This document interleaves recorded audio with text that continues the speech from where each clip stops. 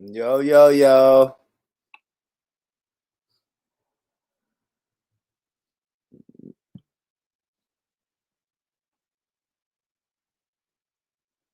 All right, family.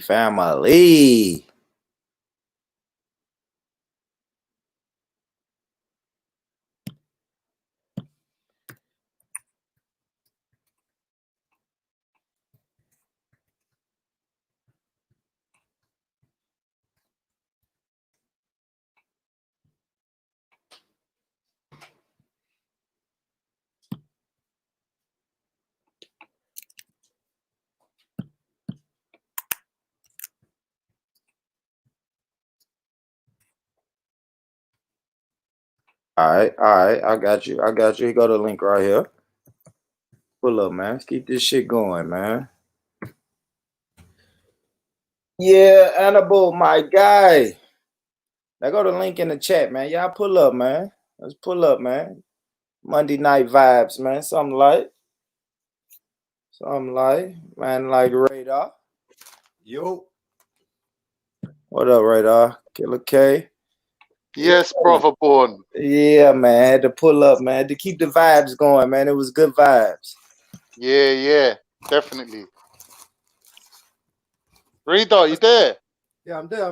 Just about to slap a burger quick. So I'll be like 5 minutes listening. But me there. Cool. The Kingo's coming as well now. What was you talking about before? We was talking about Chris Brown and the choreography. Just like dance moves and shit like that. We're talking about dance moves, right, Yo, what's going on, family? What up, Annabelle? Annabelle is a true family. He's a What's going on, family? I'm supporting my family in the USA. Come on. There we go, man. Big up. London in the house. Yes, all the way to London in the house. Yeah, we gotta build the bridge, man. Of course, man. Come on. You know, when I come down USA, I'm coming down your state. You know that. Yeah, that's it, man. I already said, man, even if y'all brothers pull up and go to New York or Florida or something, I'm coming. You feel me? Yeah, man. I need to go to the hot states, you know? The hot states. It's hot in Tennessee, but man, it's country and slow motion. You want to go to Florida or somewhere, Annabelle? Yeah, Florida or Miami or LA or somewhere like that, you know? Annabelle, you should visit, brother. The culture in America is so nice, trust me. It's so nice over there. Yeah, I know, but I don't want to get shot down by police, you know? Nah, it's not like That's what that. I'm saying, Annabelle. Can't we go somewhere like Costa Rica or somewhere different, you know? Yeah, I said fuck America. Fuck America. Forget United States, but I'm going Costa Rica. Yeah, I believe. Well, I heard the girls down there are hot, though. I heard the girls are hot. Bro. And they love the English accent in America, fam. They love it. I know. They got this fetish for this English accent, didn't it? I give y'all that. I can't even argue against that, man. My homegirl, man, we did that show. Khan jumped on the panel. My homegirl later on that night was like, man, Khan is a trip. I was like, man, Khan is a fucking troll. Don't be attracted to Khan. He's a fucking troll, man. So he's funny. We in the building. Yo, big up, go. GG. Oh, someone's eating crisps. Chips, my G. Oh, you're gonna fuck around and make me get out of my bed, man. Who's that? Eat some food, my brother. Bro, stop it. What are you making, Gold? What are you gonna eat? What do you want to eat? No. Get up, stand up. You know, I've got for some food. What have I got there? Please tell me I've got something. Oh my god. Oh, fritters and rice. Are you kidding me? Yeah, go young that, fam. That's right. Yeah, Born Rich, who was it? Annabelle. In America, like the police are scary, you know. They move differently to the UK. Their tactics are a lot different. I know. That's why if I was in America, I would have to be strapped up, you know. I'd have to be strapped up, you know. Mm-hmm. Yeah, man. Yeah, be strapped up. What's your favorite gun? I don't really have a favorite gun, but I think the Magnum will just blow man's head off, you know. You said Magnum, the Magnum. I'm a bit of a fan of the Glock. I like the Glock, you know. Yeah, the Glock. Glock's nice and sexy, you know. Yeah, the Glock is popular in the hood. You don't see a lot of Magnums. I mean, a couple 357s, but that's like a luxury. That's a luxury gun in the hood. Like, But is the Magnum meant to be the most powerful weapon in the world, like pistol wise? yeah, no, it's strong as hell. That's what I'm saying. That's why it's a luxury. Like, Damn. You're not gonna buy them off the streets. You know, if you True, do, true. if you do, you're gonna pay. You're gonna overpay for it. That's you lot fuck with right, shotguns over there. Shotguns, man. Radar, you can get a. I got my first shotgun at 18. So yes, you can't get a handgun until you're 21. But at 18, you can get a shotgun. So shotguns are really popular amongst the youth. You need a license though, don't you, for a gun now these days in most parts of America? I don't know. It was a while back, but I know when I got my shotgun, I didn't. You need a license for anything over here. It was still a lot of rules though, King Gold. I couldn't legally ride with it. If I rode with it, it couldn't be loaded, and it was a lot of stipulations. But I didn't have to have a license. I think for Born Rich. How come I see bare white boys carrying guns on street though? But don't see those, like a lot of those like assault rifles and stuff like that have to be registered, and you have to have a license. A lot of handguns and pistols have to be registered and licensed. But you got like shotguns, hunting. I think they do that because shotguns are considered like hunting guns. So. Yeah, but there's they have like assault rifles and all of this, and they're carrying it on roads, you know. Yeah, and they legally. They're probably. I'm sure if they're carrying them out like that animal, they're legal. They're legal. They're registered, licensed, and all that other shit. I bet there's bad laws for sniper rifles though. What's the regulation? Yeah, no, those are illegal. No, you can you can get one. You can get a license for one, Born. I will have to look that up. I always thought sniper rifle. You can get a license for a sniper rifle here in the UK. You know, you can shoot. As long as you're shooting game and stuff. Obviously, you can probably allowed to do that. What's the air one? Well, yeah, I believe so, but it'd be high powered, which will obviously still be illegal. Yeah, still regarded as a firearm, and still do damage. Like, you know what I mean? Hit you in the right spot. Sometimes I feel like it could put you in more danger having a gun in front of the police in that car. When I went to New York for the first time, it was hot as fuck. It was muggy. So I took off my top. I used to that kind of weather, innit? So I just took off my top to cool down and look a piece. I must have bumped into two police. They're like, yo, put your top on. Like, what do you mean? Yo, put your top on. I was like, what do you mean it's hot, man? Like, we on the boat. Why can't I have my top on? Put your top on. And the brother fucking cocked his gun. I was like, okay, man, I'll put my top on. What, in America? Where was this? America? Yeah, New York. So I was like, why? Why? What? Because you had your top on? I don't know. Apparently, you're not allowed to take your top off for some bullshit. I don't know if they would just be a racist or like, is it illegal to have your top off in America?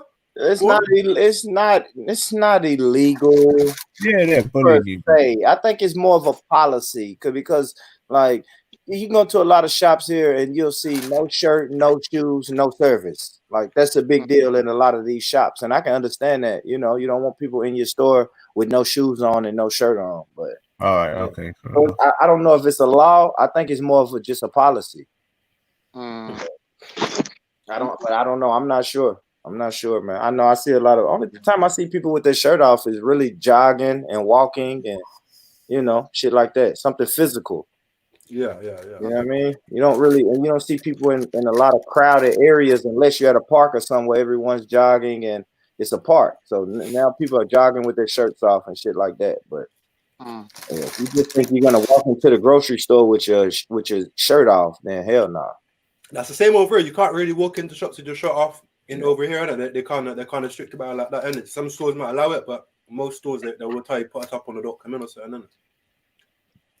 Yeah, man. Let me. I want to show this video real quick, y'all. This is the video I was talking about. I was gonna ask you, Boom Rich, did you go down to the protests yesterday or what? I did. I went down that Saturday. I wasn't. I went down to the rally. So how was it? Tell me, how was it? The rally was dope, man. Yeah, the rally was dope, bro. The rally was dope. It was I ain't gonna lie, it was a glorified church service, a pep rally. It was just to get you. Was it mainly white people mixed or black people mixed?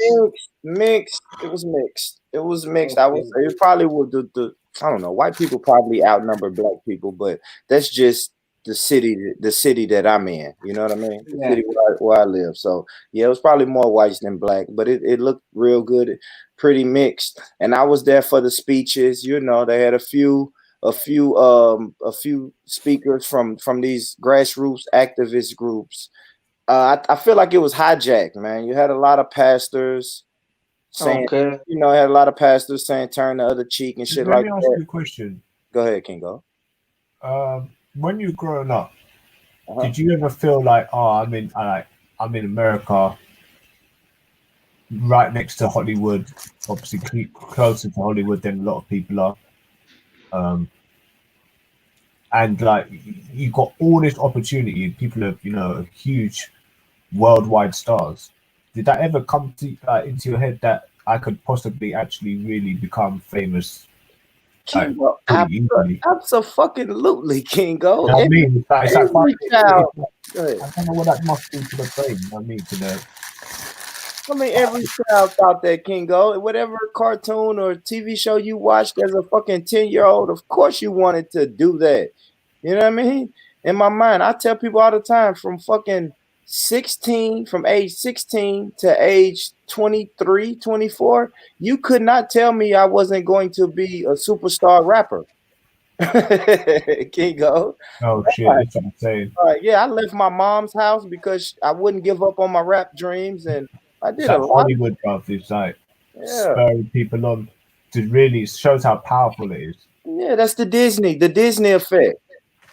I mean, so it's that same wanting and idolization you would give towards, for example, God. All that energy you're harnessing is going to you becoming a star, you know, or doing something that's probably going to be shitty. Yeah, really. Yeah. No, you're right, bro. Everybody do that. Like, people move to Hollywood and end up homeless and broke in 3 years. You know what I mean? Like, some people go to Hollywood with a couple dollars and a dream.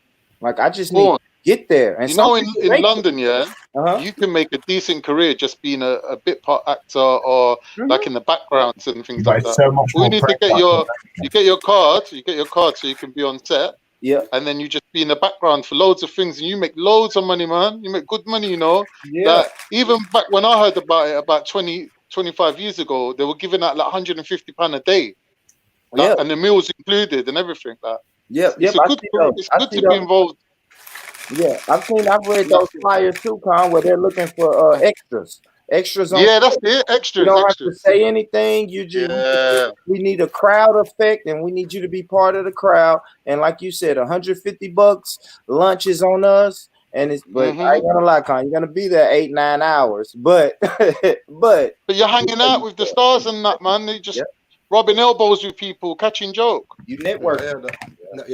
That's the word. Yeah. I never went, but I never went, Con. But when I see those flyers, I'm like, man, like you said, Con, it's people who make a living by just being extras. It's people who will travel, man. If it's worth it, if you can spend $30 and travel to this place and get paid $150 for one day, why not do that? Yeah. And people just do that. They just kind of travel. I'm sure it's websites and message boards and groups where you can find these types of gigs and go. Yeah, people do that shit all the time. Yeah, because if you look at the paradigm, it's like so much more pressure and so much way more easily accessible to become famous than the UK. You know, where it's like we're like, all right, we can just get a normal job, you know, become a chippy, get a trade, you know, even, you know, work for, you know, with food or whatever like you want to do, but it's not really, it's going to be like more civil servant sort of services. But when it comes to America, like you can do a host of things. Sport is, you know, here you can just become a footballer, you know what I mean? Really, when it comes to sports, we're not really that sort of competitive with any other sport, but America is like, you can become a basketball player. You can become a fucking miracle. But I think Kingo, I also think us in the black community, we have to get that out of our psyche too, though. You know what I mean? Because I hate that's like, I hear y'all talk a lot about black American culture, and the first thing y'all will say is sports and entertainment. And I just hate that's the narrative, because we have doctors, lawyers, scientists, just like the culture. feel me? There's that as well. So but America does this weird thing where they put the entertainers and athletes in front. So globally, it looks like Nashville is full of Chris Browns and fucking LeBron James, but it's like no, we're more vast than that. We're more. You know what I'm saying? Yeah, I think it's a way to stereotype black people, you know? Yeah, it is, man. Like they built the African American Museum in Washington, D.C. I didn't like they can only sing or they can only play ball and that's it. That's a fact. I think I heard this is when I used to listen to Umar Johnson. I think Umar Johnson broke down his visit to the African American Museum in Washington, D.C. And he said they have a little statue and a little bitty exhibit of Frederick Douglass, a small exhibit for Harriet Tubman and all of those people, and Martin Luther King and Malcolm X. And then they said, when you go up to like floor number 2, you see a big ass exhibit about Oprah Winfrey. A big exhibit about Michael Jordan and the black athletes and shit like that. And it's like, yo, do you see what they're doing? Like they're doing this shit on purpose. Like we're reduced to that. What they say, you either dance or dribble. That's it. And that's what I don't like. I don't like that they push that out. But that is a part of our culture too, though.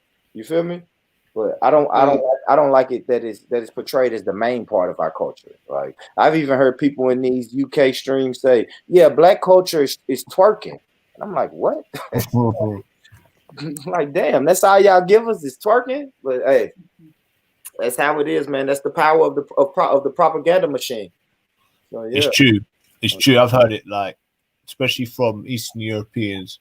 When I was out, I heard a couple of times they think that we're dumb, like as hell. You know, I mean, the way they present us in the rest of Europe as well.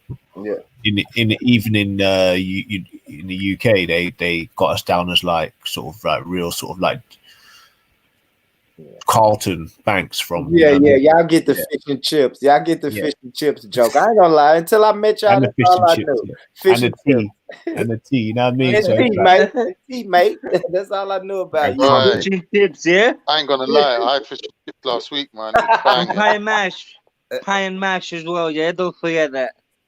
We don't know that in America. That's what I'm saying. I'm telling y'all, a country boy from Tennessee, before I met y'all brothers, if y'all would have said, what do you know about the UK? I would have said fish and chips and tea. And I probably would have said the word mate. I would have said the word mate in there somewhere. Born Rich. Yeah. One of the things I never noticed, I don't know if a lot of English people noticed this, but when I left the country and come back, one of the first things I noticed about the UK is it's very green, isn't it? There's a lot of nature and a lot of trees, and the air is really fresh. Yeah, but I've never noticed that until I left. Yeah, but you went. You know what's greener? You know what's greener than England? Man. Go ahead. Ireland. Is it? Ireland is pure Scotland, green. Scotland is pure green. Okay. Ireland is much greener. But Radar, you went to New York, Radar. You come to Tennessee. No, I've been to like 10 states, fam. Oh, okay, cool. But Tennessee, I went to Shasta in California. That's kind of like greenish. Yeah. Tennessee is green country land, man. I brought a brother to Tennessee from Florida, and he was mesmerized by the hills. He was like, "Oh my God, I have hills!" And then that made me think. You're right. Florida is flatlands. So the first time he saw a mountain, he was like, "What the fuck is that?" I'm like, "It's a mountain. Like I pass this mountain every day." Like, yo, it's a fucking mountain. That was weird to me though. And he pointed that out to me. He was like, "Yo, look how green it is. Look at these big fields." He was like, "Y'all have." I love mountains as well. Mountains are nice, man. Yeah, mountains are so dope. They pop your ears though. Yeah. You can speak on that. Sawyer, Florida is flatlands, right, Sawyer? Yeah, it's about as flat as how King Gold is right now. Oh shit! Oh shit, bro! Hey, part 2.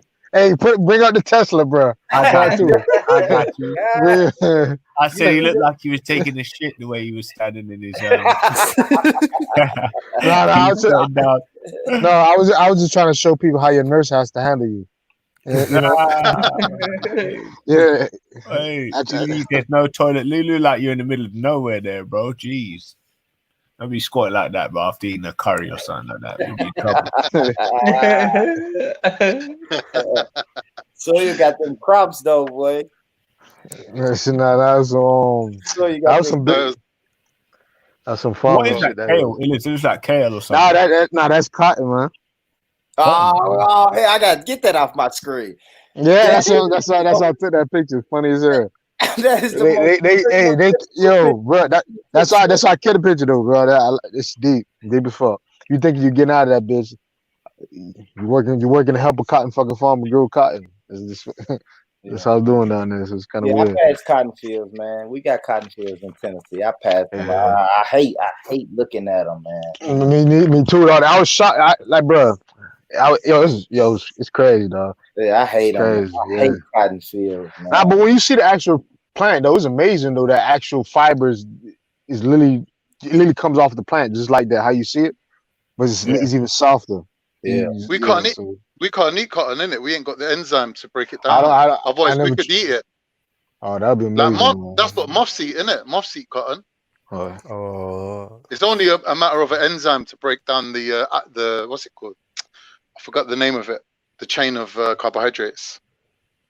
So when I'm at work, man, and I have to go like door to door and knock on the customer's door, and they make wreaths to put on the outside of their front door that has cotton in them. I don't know how to take that.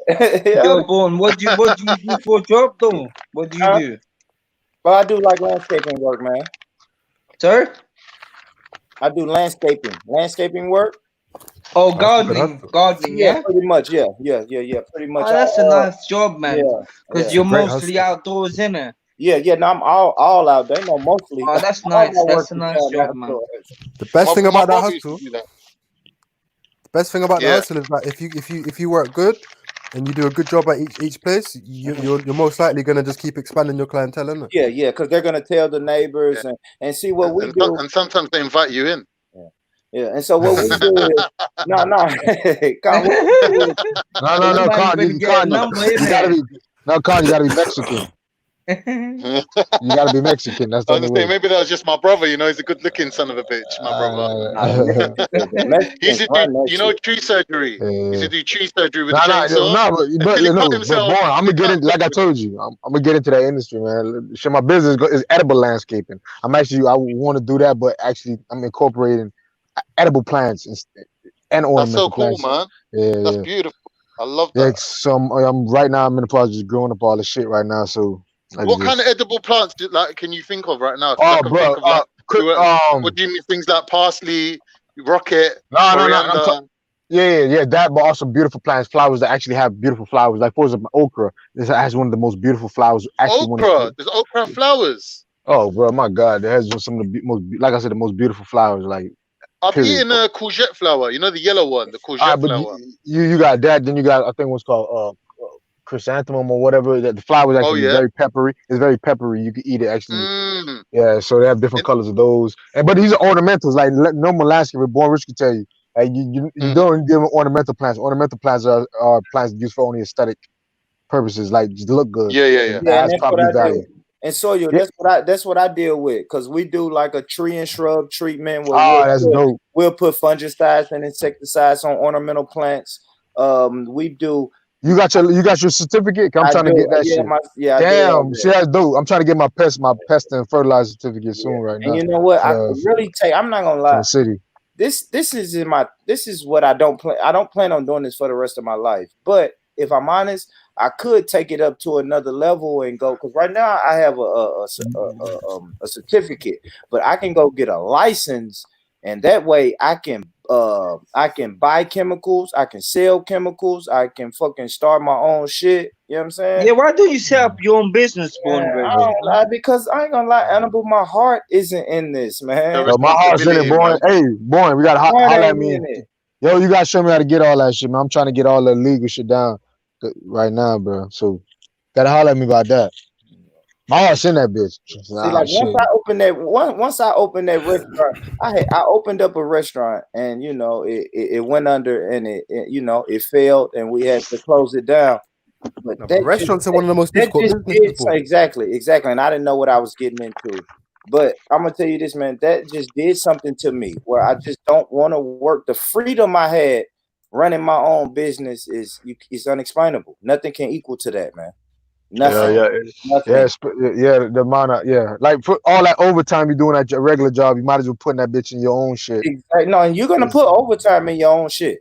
That's what I'm saying. I'm saying you might as well. You work like 70 hours a week if you got to, but at least it's for your own, but, for you. Just the freedom, though, Soil. Just the freedom. If I say, man, you know what? Go tell my family, my daughter got to go to this game or go to this high school event. You can do it. It was so much easier. Just wake up. Vacation hours is a bitch right now to do anything. Because I heard in America it's easy to get rich. Is this true? Get rich. Yeah, to get rich. Is it true? But I'm trying right now. They paint America as though anybody can get rich down there, you know? I'd say it's easy to live right above the poverty line. I don't know about rich, but right. Can you agree to that though? Almost middle class, I guess lower class is easy to be right there. Yeah, because like I think it goes like this. What over? All right, you got 250,000 to 100,000 upper class. Middle class, I think is like 100,000 to 250,000 middle class. 250,000 up is high class. I think low classes, I think is what 500 something, whatever. But born rich is I saying this pretty much 30,000 a year.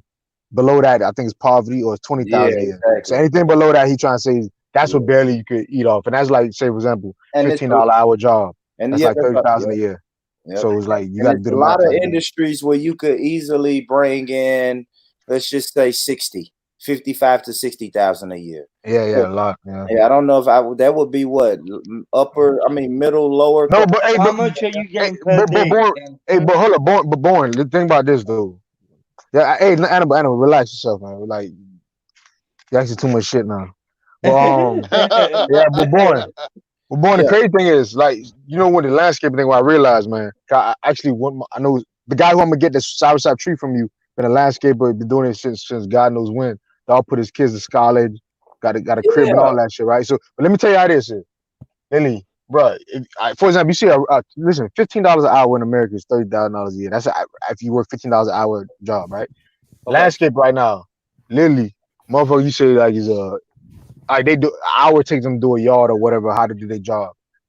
The better you get, the better you get, or more branding you have, bro. They can charge for like $50, $100, depending on the size. They got better equipment. They can cover more space, so they can charge $200 for like a field or something. I don't even know how it goes, but it's exponential, like the growth of it. And I seen some lady do, once you got a contract too, like a condominium or a housing project, that's the lick. You're done. You don't got to listen, bro. You could just hire people. You don't got to work, bro. You just tell them where to go here, and you're making easy about 40 something a year. Like, these some contracts I'm learning, kid. That's what I'm just trying to get into. Good shot. So I don't know why, born, bro. If you take that shit, born, you could just set up that shit for like your son. And you don't got to work, bro. You can just tell your son or whoever you hire, go here, and you send back collecting a check, bro. Trust me. And that's what the owner is doing of the company I work for. The owner of the company, he started out doing the same job I did.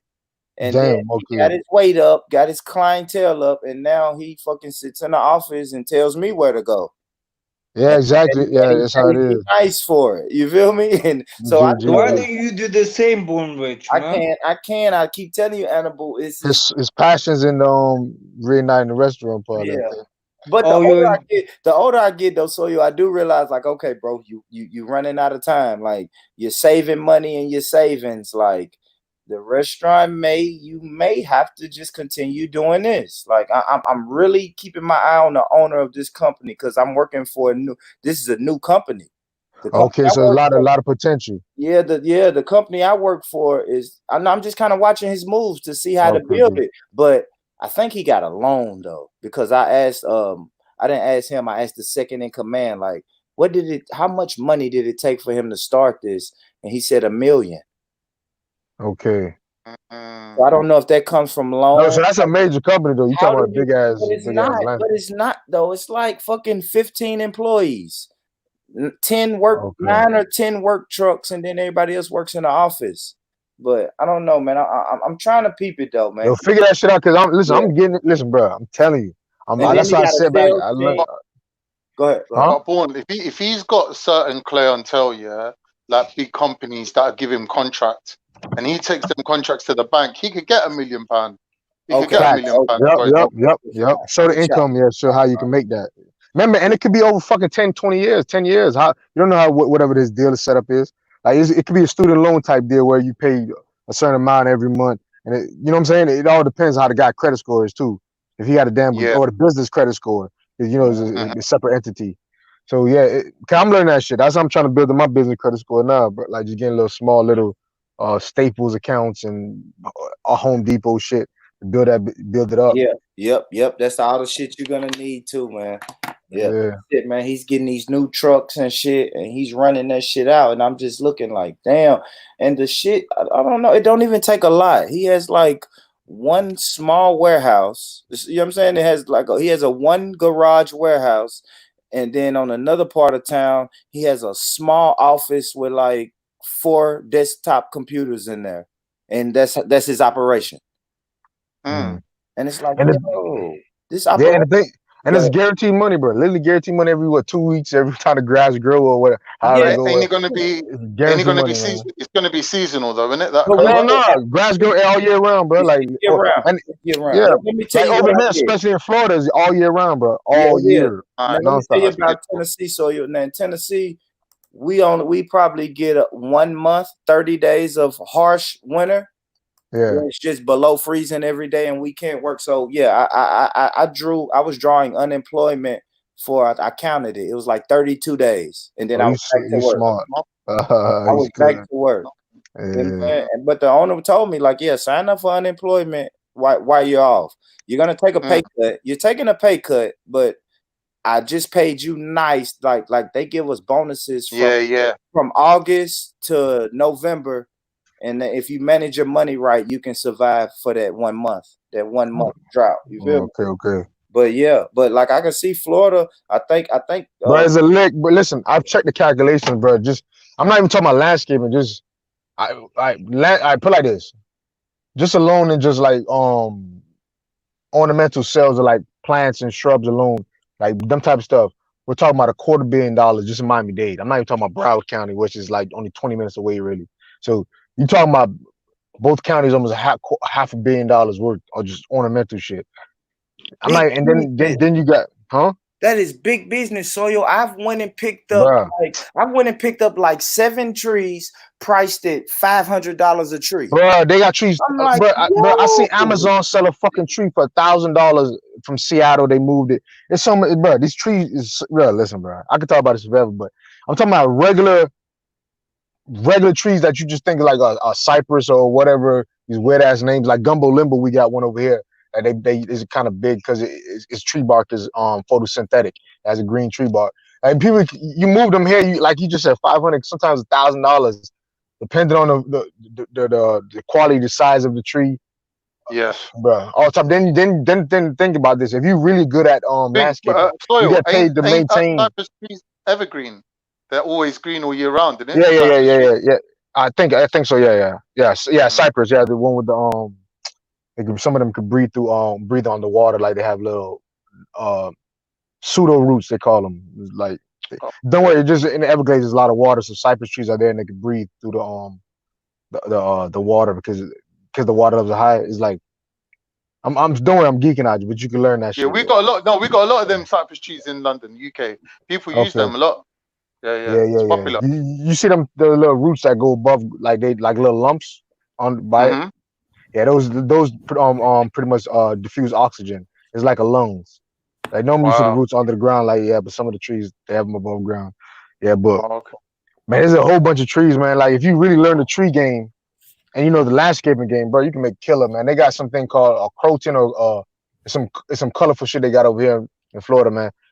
Like they sell them for $5, but man, if you really learn what they're doing, people are just cloning them shits. Like you buy one, you clone it. You buy one. The weed game over there doing that legal. Yeah, it's so much ways to make money out here, man, with that shit, man. And it's bro. But the thing is, black people, we let the Spanish people take over that industry, the Mexican. We let them dominate and take it over. So it's like you're gonna have to work with them. We didn't want to do that. We didn't want to do that manual labor. But all right, but let me tell you this though. Until you see that check.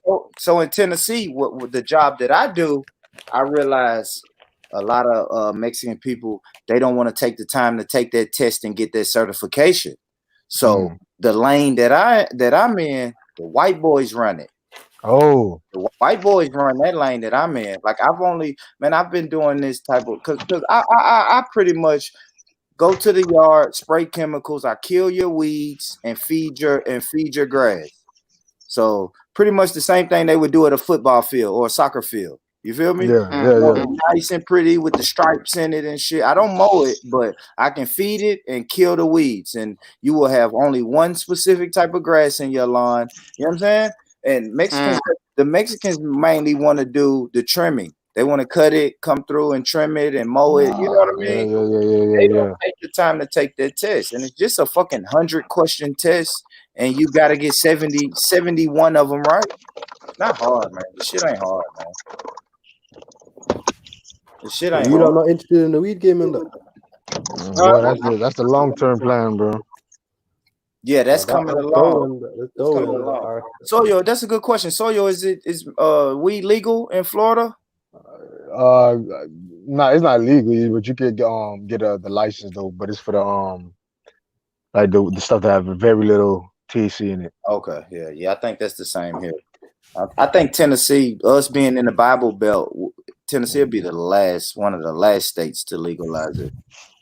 Yeah, that in Kansas or some shit. Yeah, but I see the talks. The talks are picking up though. You know what I'm saying? Profit, like fuck, like think if you can grow an unlimited amount, you know what I'm saying? Like you can make mad profits. It's and Tennessee has the landscape for it. Like if I'm honest, those white boys in East Tennessee by the mountains, they've been growing weed since before time. You know what I mean? Yeah. Been growing weed, bro. They be busting big fields, big marijuana fields. Yeah, thinking they're in Jamaica and shit. Yeah, so in order for them to bust, it's all about the terrain, isn't it? If you got the right landscape, you can do anything. Yeah. I think it's hemp though. It's hemp. I think hemp may be legal to grow, right? Yeah. I think it's certain parts though. I think so, but you got to get a license for that though. Yeah, I think hemp. I think they'll let you grow hemp here. Yeah. Well, and that's the new craze. Everybody's talking about hemp, but I don't know. No, but you know, that's true because the thing that's crazy is because you make clothes out of it, glue out of it, a lot of other different products with it. So it's good houses out of it. You can make hemp bricks and that. A lot of stuff you can make with it. Ropes you can make. Yeah. And to be real with you, I can even figure out a way how you can use that to improve soil. Be real with you, and still make some money with it. Like you can go that should probably enforce soil, leave it to like they have something called like what the fuck is the name? What the word is again? It's pretty much when you just leave a plant inside of on a farm and you let it sit there for like a year. You just let it sit there until it dies, and then you return it back into the soil to build up the organic matter. Like you can literally just grow the hemp. Go for the rope-like concept, the glue products, or go for the clothes, the fibers for the clothes, and then return it right back in the soil, improve the soil while you're growing actual stuff that you can sell. So it's like a win-win all the way. Improve the environment, make money, and all that shit. So I don't even know why they don't do it, but probably gotta be some red tape with that. Yeah, I heard you break down the hydroponics the other day, man. I had a brother who took me to like a hydroponic store, and that shit is dope, man. Yeah.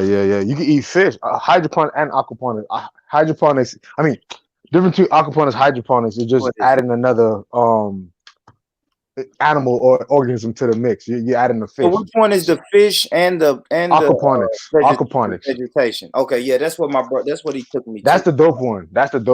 Yeah, like you can eat fish and plants, and you're growing all the stuff pretty much without fertilizer because the fish shit and piss is feeding the plants. It's cool though. All you gotta do is worry about the pH, some other basic shit like the micronutrients, obviously. And stuff like that, but it is dope. Yeah, I seen that. But I wouldn't grow no like some big shit in there. I like probably like leafy greens like kale, lettuce, and them type of products.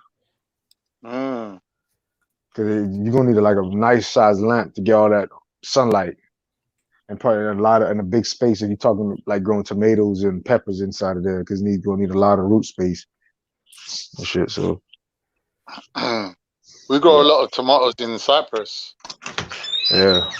Cyprus, we grow anything, you name it, we grow it, bro. We grow watermelons, we grow tobacco, we grow figs, we grow dates, you name it, bro.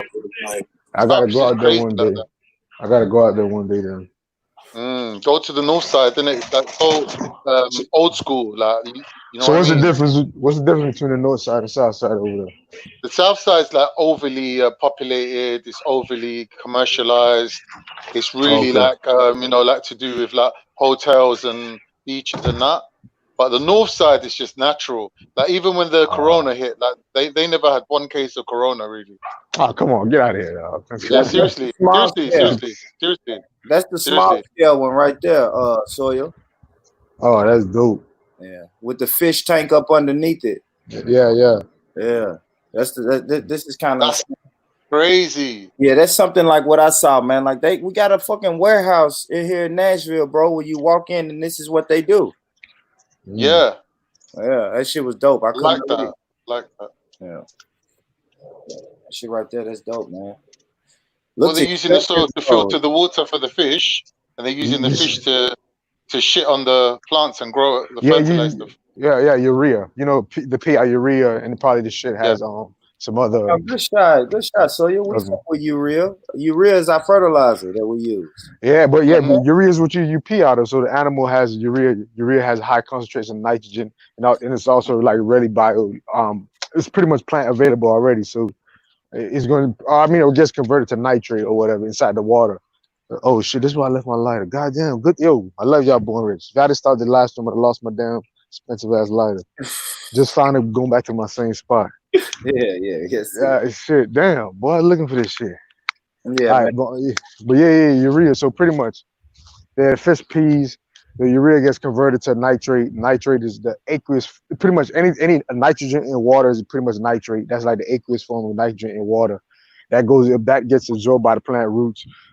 The plant roots produces more cells because you need nitrogen for like cell division and all that other shit, amino acids, because nucleic acids make amino acids and all that. So it makes more greener, luscious green colors, more bigger leaves and all that. So that's why the nitrogen is actually the most important nutrient really, other than water in plants. So it's like, yeah. Now you gotta have the nitrogen. You got to. You got to, and then NPK. Yeah, in the business that I'm in too, you have to make sure you keep an eye on that nitrogen too, because as the temperatures get higher, you want to lower the nitrogen levels. You know what I'm saying? That's what I'm learning now. Like the product that we're using now, we're not going to be using that a month from now because it'll just be too hot and too strong, and you'll burn it. That's what they always. Yep. You'll burn the lawn. You'll kill it. You see what I'm doing though. Let's see. This is why I'm trying to I'm adding another flair to that. Yeah, you see what Born Rich just said. That's the difference between organic fertilizers and synthetic fertilizers. Synthetic fertilizers most of the time are gonna burn the plant if you put them, like you put too much. Yeah, pretty much normally time. But organic fertilizers or slow releasing fertilizers in general, pretty much like release nitrogen at a certain amount of time. Like they'll release a little bit amount. And then increase them out like as the growing season. Like for example, you don't need a lot of nitrogen for a plant that's just like you just put down. You feel me? You need to add more nitrogen as it getting bigger. So like for example, I dig a hole, I put some fertilizer down, and I put the plant in there, or whatever. 3 weeks later or a month later or whatever, I'm gonna put more nitrogen than I put before. So these slow releasing fertilizers, they actually release nitrogen or the nutrients at a specific little like timing ratio or whatever.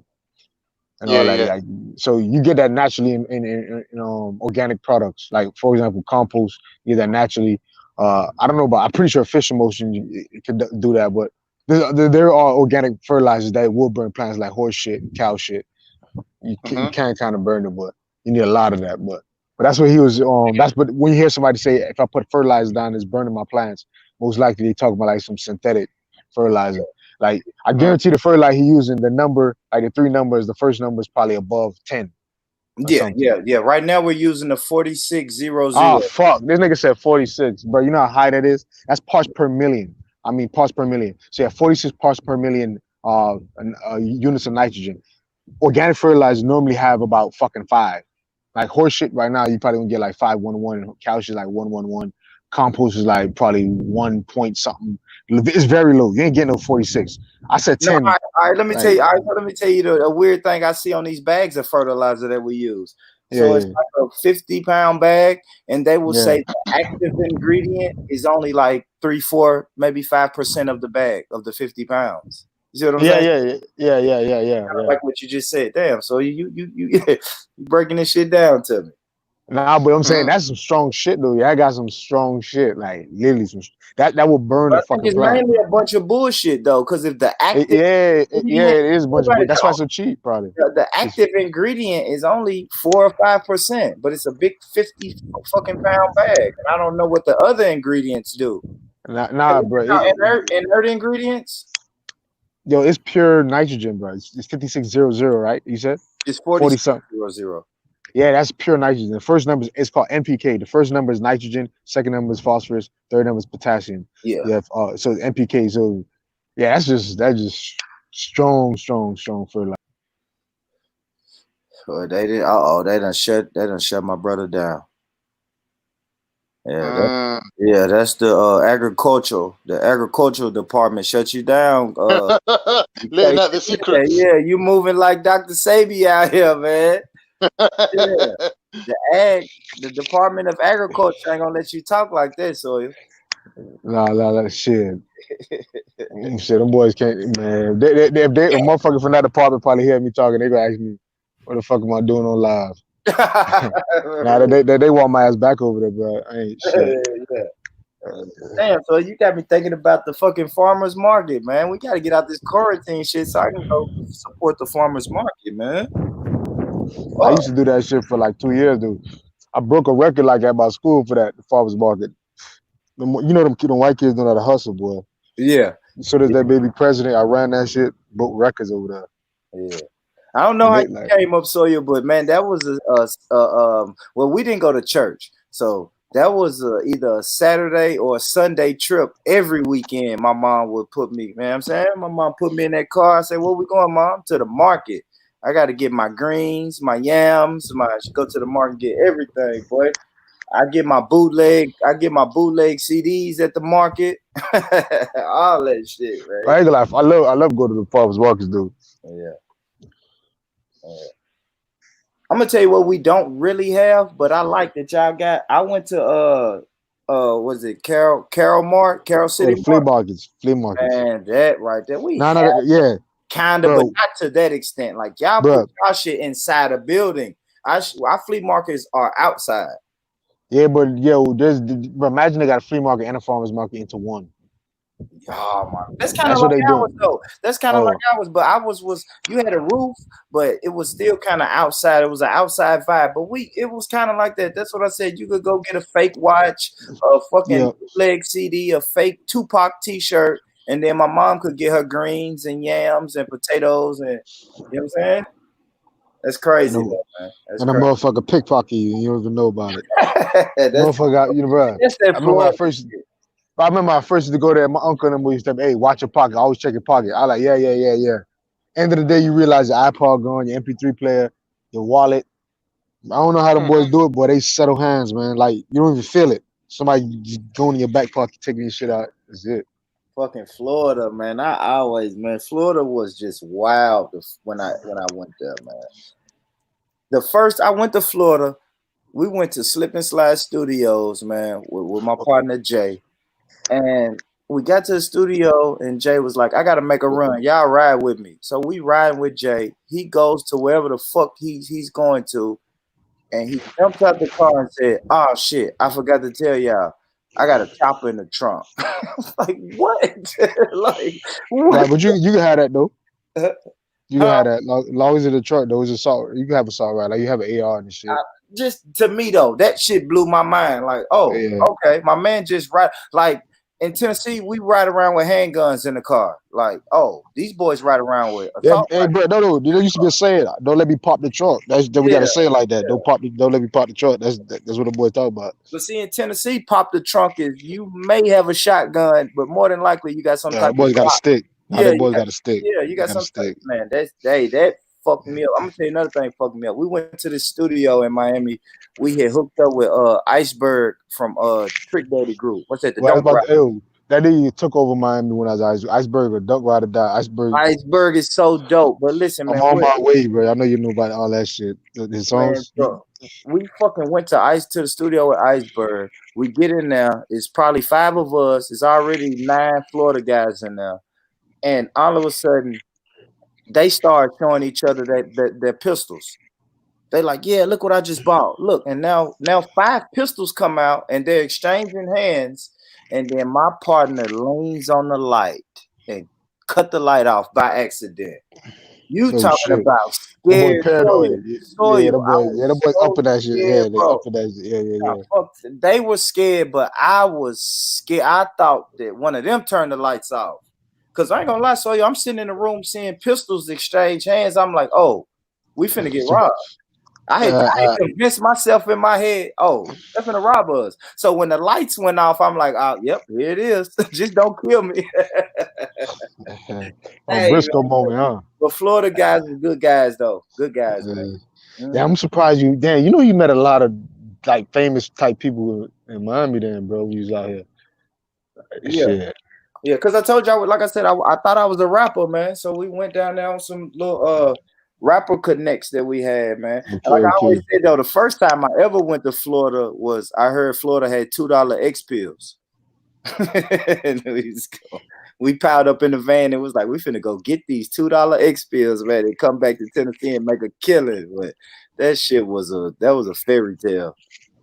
Yeah. We got to Florida. Them boys was like, what? $2? Who the fuck told y'all that? We're like, man, that's the rumor going around in Tennessee. Like, nah, hell no. Nah.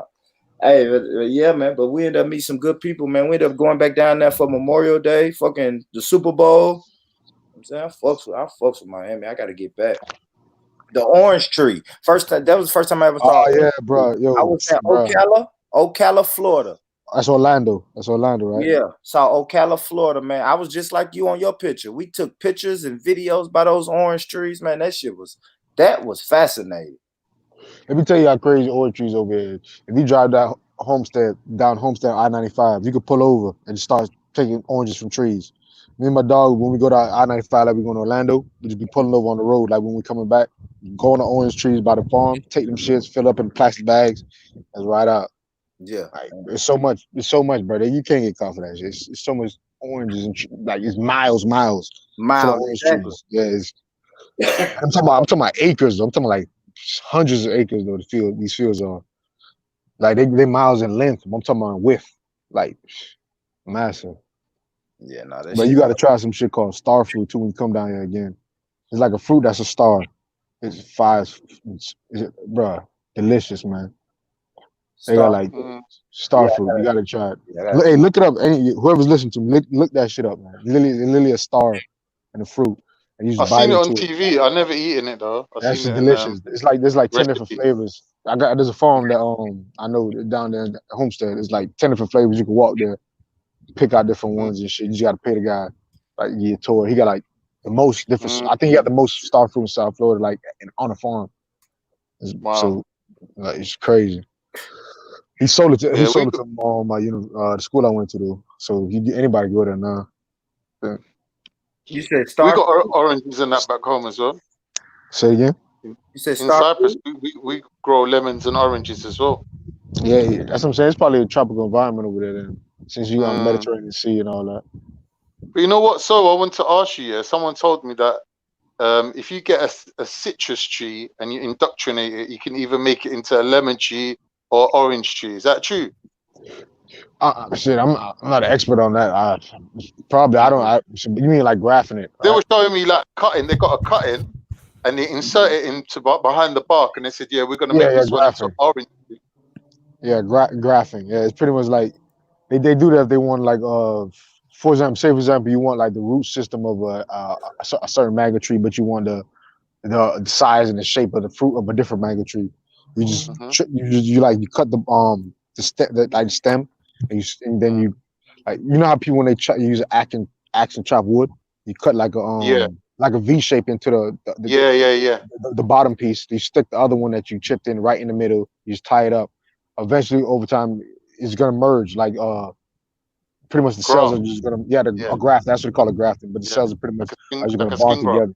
Yeah. So pretty much they're gonna just share information. So you're gonna get the root system of the plant you just use as the base, and the fruits and the other like the leaf structure of the other plant and stuff like that. They do that with mango trees a lot, dude. But I never seen it like change. We got things as well. We got cactus. We got. Have you heard of a prickly pear? Yeah, that's what they call it in Jamaica. We call it tuna. So yeah, prickly pear cactus. They keep. It's like the fat cactus. You have like aloe vera, but the thicker one is called prickly pear when it's wide, like a pad. And it stains your clothes, isn't it? Like this, it makes it. It's strong. They eat this shit. Yeah, but if you don't watch, like I was wearing white jeans, innit, like an idiot. My white jeans was fucked, bro. Like I was eating the prickly pears and then touching my jeans, and they were fucked. Like, they needed bleaching after that. Yeah. Yo, Kingo, come back home, bro. This guy hated, bro. We gotta talk about it, Kingo. Talking about all this food talk. Roll his eyes. He's probably gone to bed. Nah, that guy, hell no. That guy was up the other day till like 7 o'clock in the morning. And I think it was like 8 o'clock over there. It was like, cause it was 3 over here. 3 something. That motherfucker.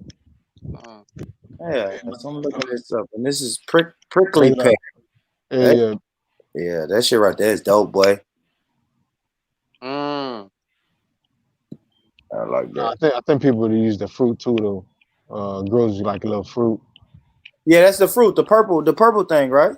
Yeah. But people actually eat the cactus, the pear part. Yeah. And it's got little pips in it. It's got like little pips, little seeds in there. Okay. You know, like it's like. Okay. Got to spit them out.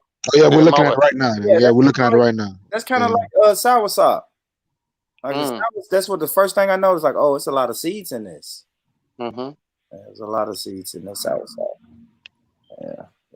Yeah. So you gotta hook me up with that, man. I can't pay $40. You know, you just remind me too. Yeah, I can't pay $40 for one fruit, man. Like, come on, man. I'm that's not ridiculous. I want to eat healthy, but I'm not a fucking fool. They got your ass. They got your ass. They sold me on the internet like, yeah, we're gonna send you a box of soursop. It was one soursop in one box. I'm like, what the fuck? Oh shit! Is for $40? How the fuck do you get into that with those thorns on there, boy? Oh, that's crazy. It's gonna make it like a nice little lollipop. That grows in Turkey, Con? No, our one's different. Our one's just like it looks like a pear. It's actually like fat, like a pear. Yeah, this one is this one I don't know which one. The ones we have over in South Florida or in Jamaica is thicker. It's fat. Okay. Yeah, it's fat. This one though, and the thorns on that thick. But the one thing I learned about it, if they're like stressed out, like the cactus, they get those thorns even thicker. Like if, say for example, you water a well, you won't get too much of those. I seen that with aloe vera a lot. Not aloe vera, but some cactus type. It's like tuna, but it's not tuna. I seen that with that. You get a lot of aloe vera in Jamaica, isn't it? Yeah, South Miami too. Yeah, they get like everybody backyard. You see on the roads growing everywhere. It's like almost everybody got a mango tree in certain areas. Everybody got some type of shit. Yeah, it must be really hot if you can grow mangoes. Oh yeah, that's mango season now, man. You can't even eat enough mangoes right now. I go to my auntie house. She's giving us bags full every time. What are you doing with it? Making jam? Mango jam? I'm done eating mangoes right now. Be real with you. What about this, Con? Is this one it? Yeah, that's it. Okay. Yeah, that looks like one of your people. Yeah, it does. Okay. Lots of hand actions when he's talking.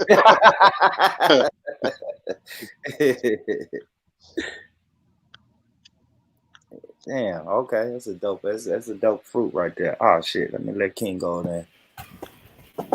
Gourd King. Yo. Gourd King. What's that? That's sour sap. That's a prickly pear. And you say, Con, you can eat the cactus too. No, that's the thing. See that thing there? That's what you eat. Yeah. Okay. So you don't eat the leaf. It lubricates your joint. No.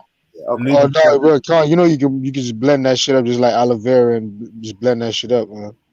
That's what I was thinking. We call it sort of like a. Go ahead. We call it babutsa. I don't know why, but they just call it. Oh, that's why you're not healthy. That's why you're not healthy as Jamaicans, though, probably. Ain't nobody fucking with Jamaicans, man. Shout out to Ross Kitchen, man. Ross Kitchen is the shit, man. Wait, how hard is it to make soursop? Do they grow easy? Oh god. Yeah, it depends on the area. Because I'm in Tennessee, Kingo, and I just had to pay $40 for one fruit. Like that. Imagine him selling me that. Imagine him selling me those two fruits right there for $40. Apparently, it's meant to be really good, but I can't remember what it tastes like. Nah, that shit good. I went and fill up my pillow. I took pillowcases down there, bro. I fill them up the pillowcases. 2 pillowcases. It's like 50p. Cyprus is cheap, man. Man, you should try to sell that shit to Americans, bro. Once I paid $40 for one fruit, I was like, oh, whoever has soursop trees, they're in the wrong business.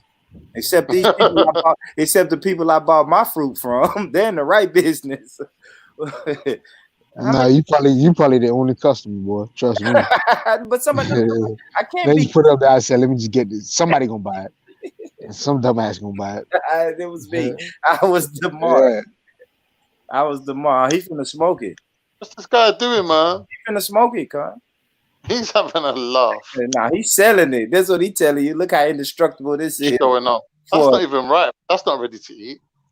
No, we don't know that in America. He's telling you, listen, man, for $39.99, you can have this indestructible fruit. I would ship it, free shipping. Matter of fact, free shipping. So, all right, well, Born, this is why I like you, brother. And we're all in the same boat here as I speak to probably the silent listeners and the panel members, where we're kind of a bit more red pill about things, you know. Now, one of the main things I'd want to be speaking to you guys about, and I think it's a topic that should be addressed, is now the narrative. The seeds in there, Born. The hard seeds are in there. The narrative's going to be the riots and Anonymous exposed as deep state. Anonymous, you know the group that where that. I saw the video. Kingo. Yeah, that's. Hold on, I never seen the video. What we talking about? So that's all the deep state. That's like the shadow government, the government that's just come out of power. So that'd be the Clintons. What video are you talking about, though? Just the one with the mask, the guy always speaks. Like the Anonymous. So he goes on camera and he starts. No, I'm saying did a new video just come out or something? Yeah, exactly. So now all the sort of we would say conspiracies, but I say they're more sort of intellects, and now linking Anonymous riots to deep state, basically for like a psyop for NWO. Play it. I think that's a good topic. I think how much weight does that carry? Where is it though? I mean, it's a topic now that I know a very intelligent guy who speaks on these sort of things. And so where is the video? Like, where is the evidence? Oh no, what YouTube. It's a YouTube video. I don't really want to promote people's YouTube, but no, you can because I can't find it. Oh, so, it's Young Pharaoh. That's your boy. That's your boy, man. That's how I know some bullshit already. All right, cool. All right. See now, even though I knew I was going to get that reaction because I know your stance on the brother already, but let's be honest. who right now is even trying to come up with questions and answers about who and what's happening, who's controlling it, and what's actually happening? Bro, just come over America and you'll figure out that every motherfucker on the street corner is saying the same. Now, I always knew. No, y'all just no. Listen, you guys just love attractive names and shit like that. No, Whoever's the most confrontational. I'm not a conspiracy theorist, so you're not a conspiracy theorist. Anonymous, the people with masks and how much freedom they've got, and how come on, I mean, and how relevant they are, and how much marketing have gone behind them, just shows me that they've got something to do with someone that's powerful. Like, I mean, they're not independent. Oh, so there's no hold up. So hold up. Let me get it straight. There's no video actually anonymous working with the deep state. Oh, it's just young Pharaoh saying that, pretty much. No, it's like well, no, a lot of my friends have said that. Yeah, it's an anonymous video that it's the anonymous guy just talking with that voice that he speaks with. It's not just what young Pharaoh says. Yeah, he's breaking it down. He's saying, okay, that's what I'm saying. That's what I'm saying. I want to see the primary evidence. That's quite strong. Yeah, you gotta find it. I was looking on YouTube and I don't know what's happening. When I try to click on these videos, my screen turns all white. So I'm like, fuck that. I'm scared. I'm gonna look it up. And due to mathematics, what did I type in? Anonymous own riots. Or anonymous speaks about protesters or something like that. Yeah. Can you actually play that? A good way to get it. All we gotta do is say fair use and talk over it. Not Soyo. King Gold. It's not even letting me watch it. Oh yeah, see, that's what they probably would have tried to make out. You know what I mean? That they're trying to lock it down, but you'll find something on it. You should do. Yeah, that's a fake Jada Barber. Jada Barber, we know Antifa been kicking it off, man. Go back to my early show that me and Soyo did like 2 days ago, man. We broke all of that down that we saw specifically at the Nashville protest, how fucking instigators. That's all. I've been saying that shit.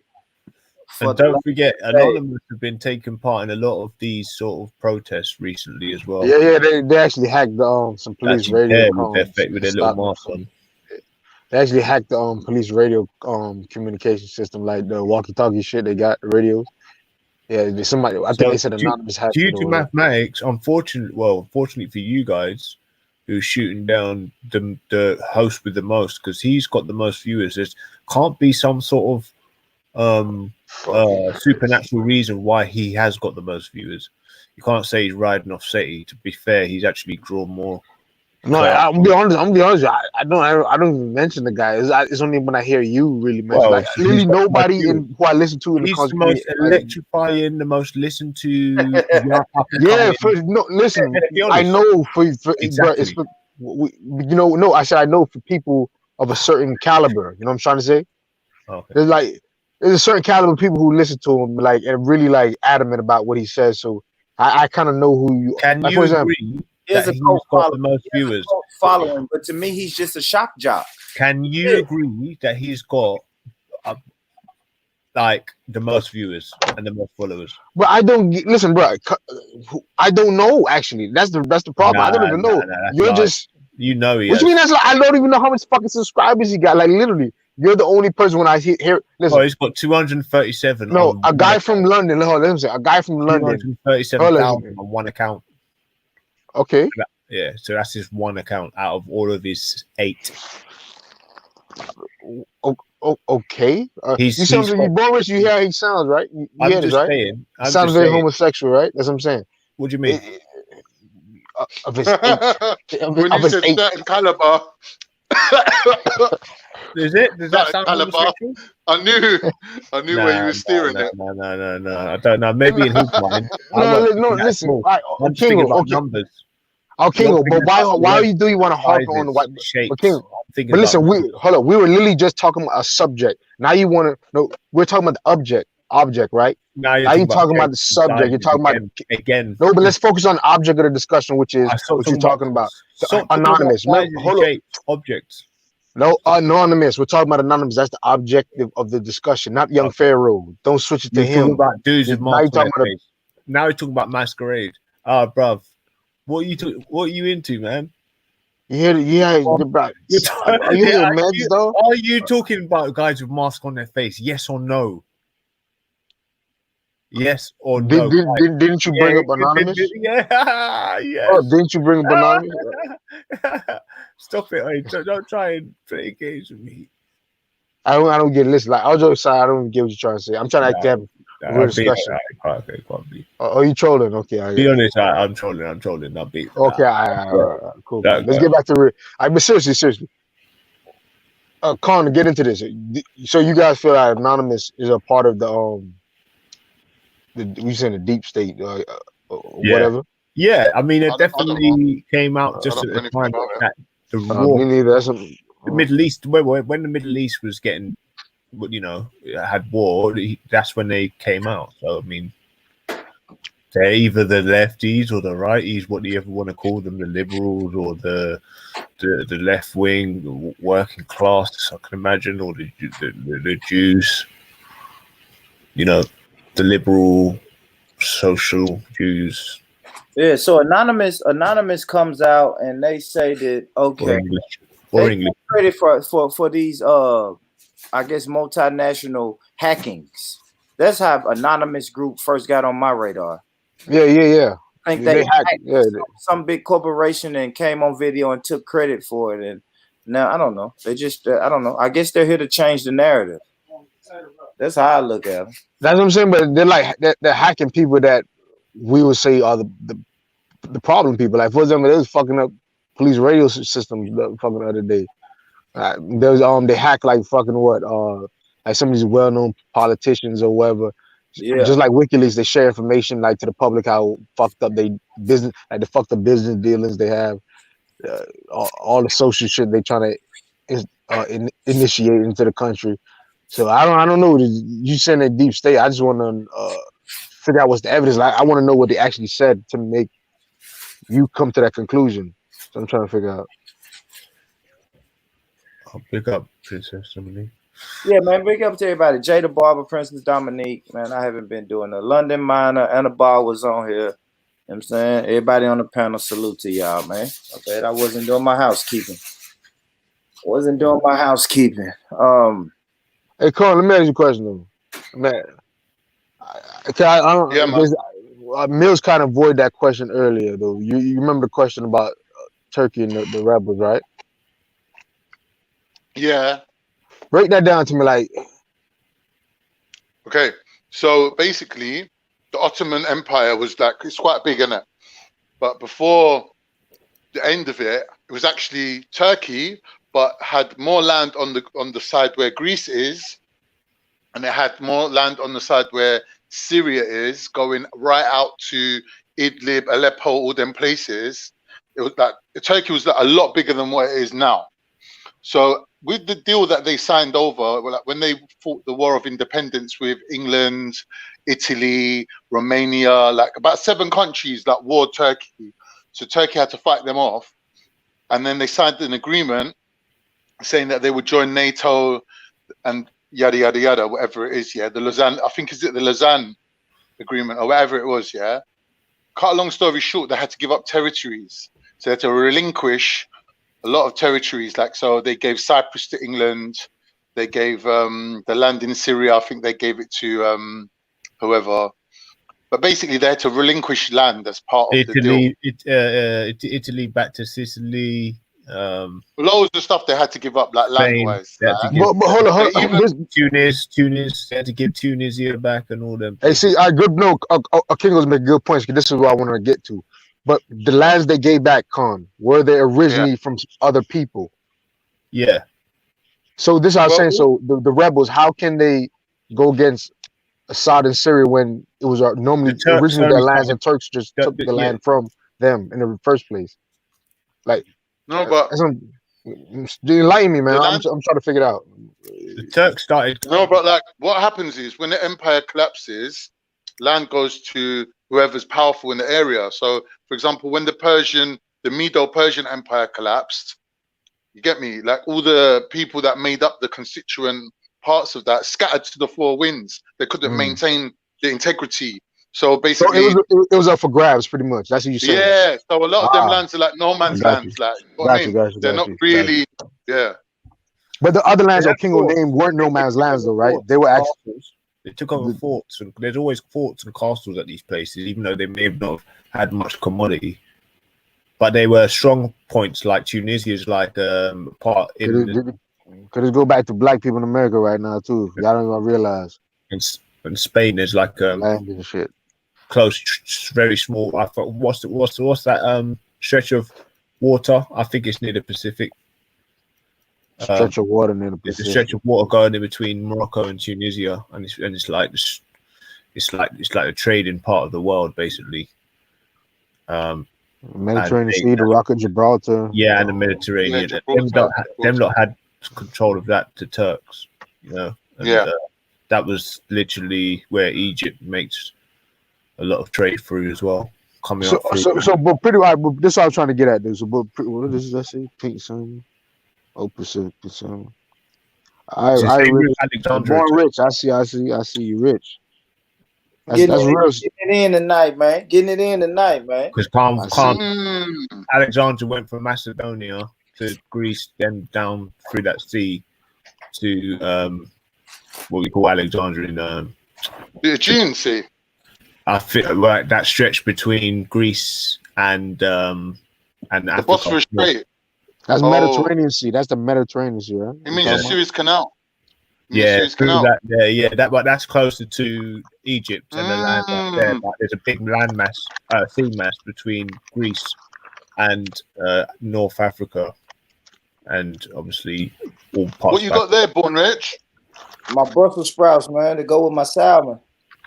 There's some big motherfucking sprouts, brother. Yeah, no, these are probably steroids. They steroids. They steroids. Yeah. Hey, I'm in a food desert, huh? They got monkey genes and shit.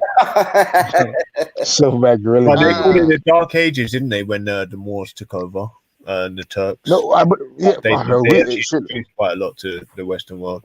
You know the crazy thing there is. I'm not even. I actually want Khan to tell me. I want to see if Khan know about this, but 1300s.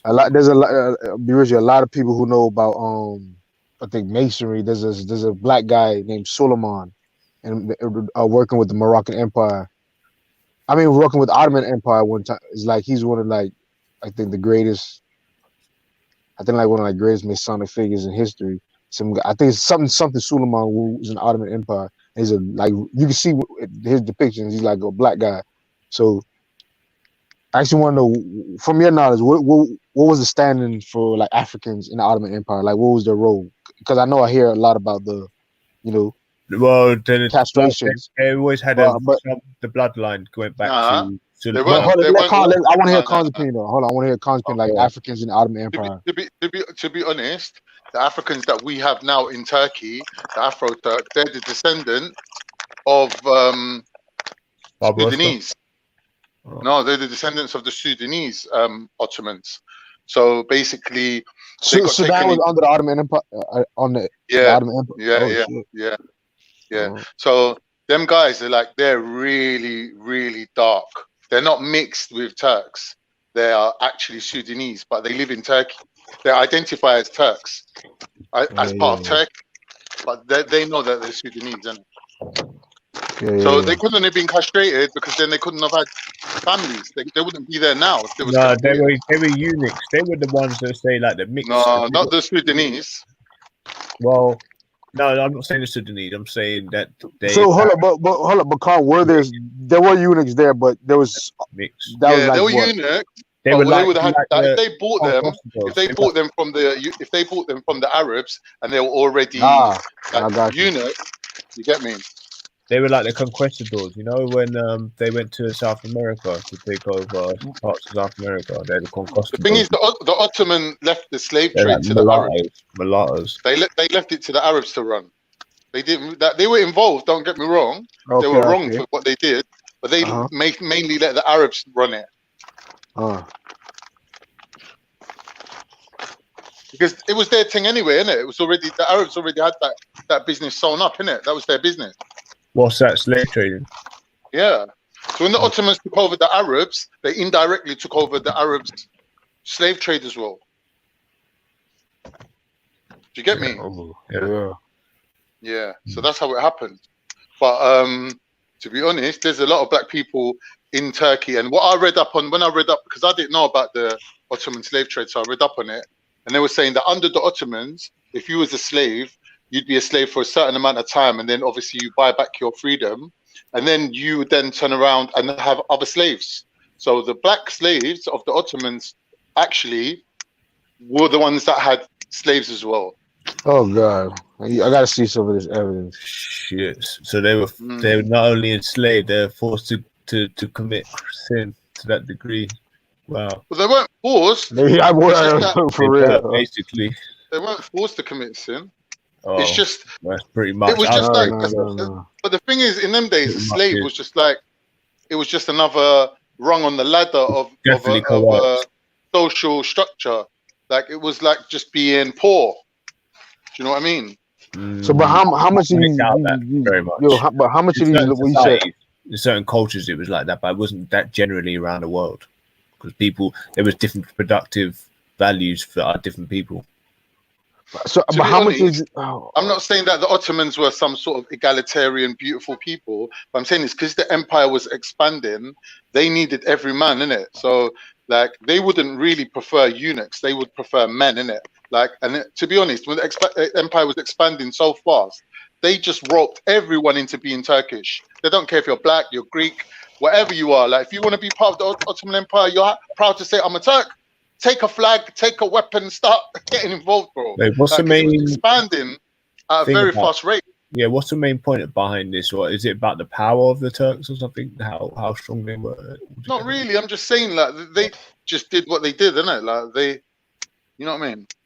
They were expanding quickly, innit? Having slaves, like, it's more for like countries that have achieved a certain status, and they don't really want to include other people in their wealth that they've gained. Well, so they'll have slaves, like in the ancient Greek times, they would have servants. They would never ever be able to make it to being a full citizen, or they would never actually get to marry a Greek woman. They would just be like eunuchs serving, and that would just be their role in life, innit? But with the Ottomans, it wasn't like that. So a lot of people armies tried to take them.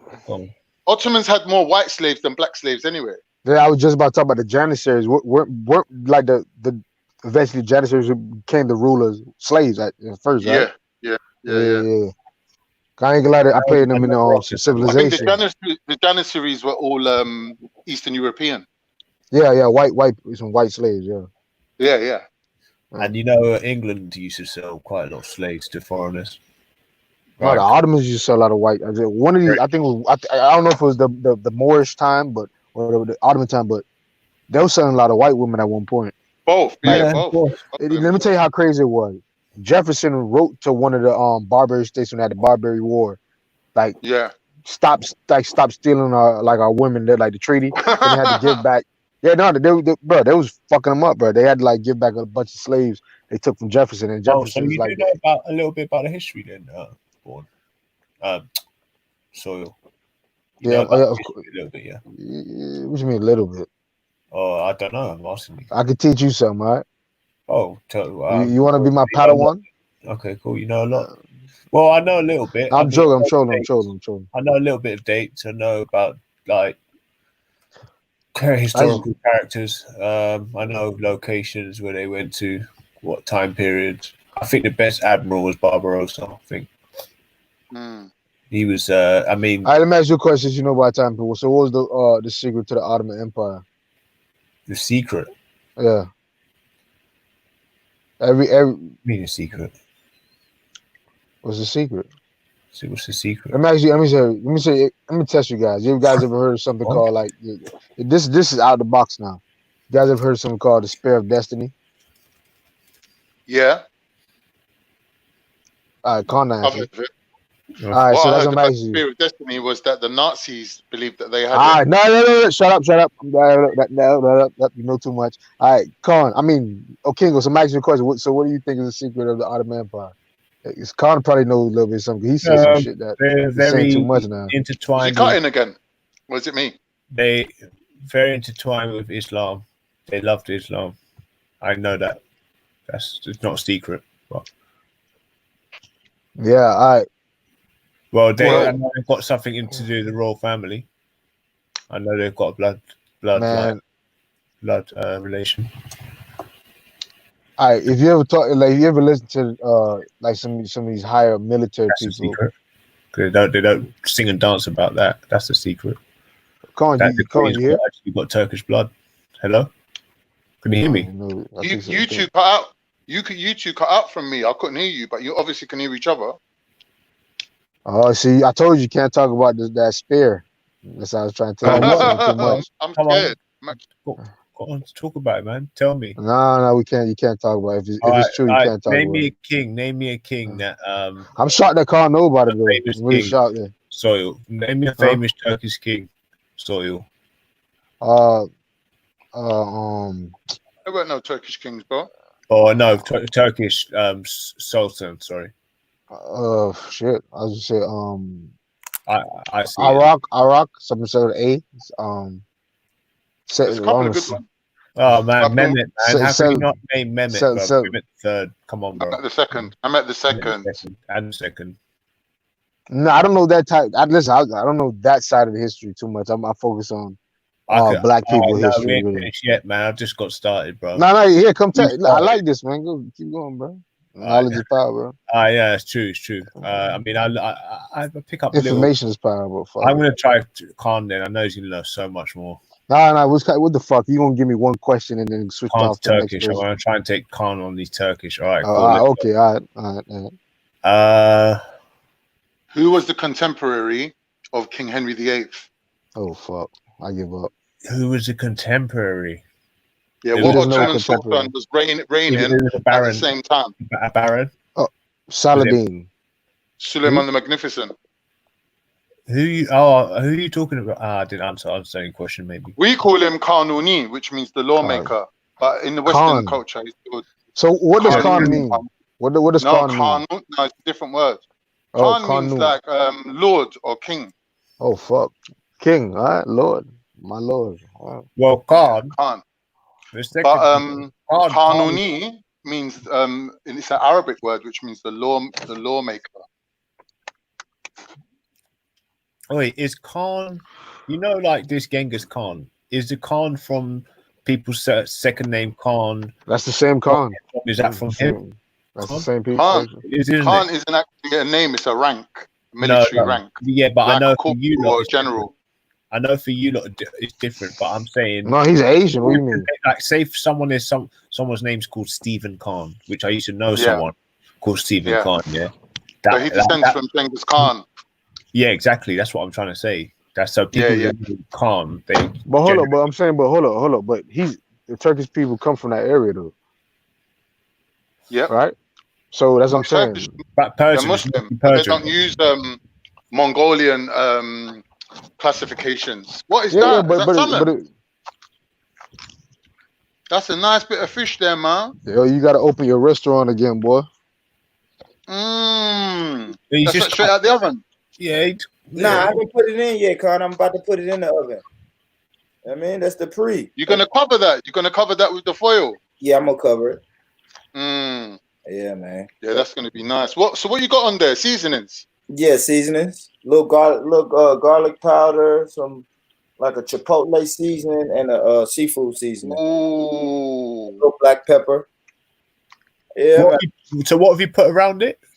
These are lemon slices. Yeah, but paprika. Have you put some paprika around it or something? No, I didn't. I normally don't put anything around it. You just put lemon on top of salmon. Yeah, I put. That's a big bit of salmon, you know. That is a big bit. It's seasonings under the lemon. You feel me? I did forget to put a little bit of butter on there though. Yeah, you gotta put that butter. Hey, remember, don't eat the phone. This is not real. How many armies tried before to try and take down Constantine? Khan? What's that? How many armies had failed to take down the walls of Constantine? I know one of the Ottoman Empire's sons had to do it, right? Oh, he got it. I didn't even know that. 24. Okay. Yeah. Do you know that Oh, you on Google? Who was the queen? Name me the first queen. The first Constantine had a mother called Helen, and it was prophesied that the last Constantine would have a mother called Helen. And guess what? The mother did. Really? Oh shit! Yeah, he was the last Constantine. You call that a self-fulfilling prophecy? It happens everywhere, literally, in the Christian world. They always seem to fall into place. All these books, like how, it's their manual to life. Okay, go stop Google searching. Ask a question that you already know. You're trying to catch me out, as if I'm nationalistic. You know why? Because I like watching historical movies. I've watched all of them. What did you watch the Netflix one then? I've watched that. Oh yeah, I've watched that. I've watched. Remember the second time when he took Constantinople? Yeah, I watched it. Yeah, exactly. When he went there and these I think he was mixed with some sort of. I think it was a Belgian. People from Belgium or something. I don't know. No, the Belgians made the the Bulgarians. Bulgarian, I think they were. Made the cannon. They made the cannons. Oh, that was it. But that was it. His stepmom was Serbian, so they helped as well. Yeah, it was. I thought so who were the first people to make cannons then? They were. So look at it. Like would have been the Chinese. I think the Chinese. So the Bulgarians got it from them? Yeah, the Bulgarians were making cannons for the Muslims as opposed to the Christians. Well, that's crazy. I never knew that. Arms dealers, they make arms for whoever pays them, innit? Yeah, but still like kind of not what you were expecting of today, you know, like. No, be rich. I thought it was the Moors who created those stuff. So you teach me something. No, it's the Chinese. Yeah, Chinese are a lot. No, I'm talking about like who bring that into like the Muslim world. Because if you ever it would have been the Turks. It would have been the Turks and catapults as well. All that catapult technology, all them technologies was Chinese. Yeah, the cannons. That was what they were making, isn't it? Okay, you learn something new every day. Mm-hmm. Well, keep going, man. Keep going. Shit. What date did Barbarossa take Spain? Or when did the Turks actually take Spain? They took Spain? Yeah, Sicily.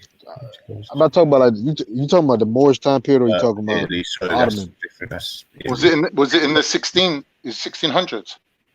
No, I thought it was 13th, wasn't it? Mid 13th. That's what I'm saying. What time period are you talking about? Ottoman Empire. Interesting one. I may be wrong. There was different stages. No. Listen. One stage you had the caliphs, like the one who was you know how they got the little beef with the mother Islam. What's her name? Fatima. You had in North Africa. You had somebody who was the Umayyads. The Umayyads. Yeah. They're the ones I think took Spain and all that. I don't know about the Ottomans taking Spain. That's when they took the Maghreb and all that. Yeah, 700 to 711. The third, I don't know what you're talking about. The Ottomans didn't get past Algeria. They didn't get nowhere near. Exactly. I thought it was. I was that man. It was 1500. Yeah. You using Google and you still fucking conquest of Cyprus. Cyprus, Malta, Papal State. But they took Cyprus from the Venetians. Yeah, Venice, Venetians. Spain, Malta, Papal States. That was that whole area pretty much of Rome. Papal States of Rome. Papal States. Papal States. Papal, meaning the Pope owns them. Motherfuckers. Yeah. Mid 1500s. Turks survived by the skin of their teeth, man. They're the Mongols breathing down their necks. The Mongols weren't fucking light work either. They were hardcore motherfuckers. They're Mongols, man. Do you know what their method of torture was? Crucifixion. Nah, burning it. What do you call it? Boiling.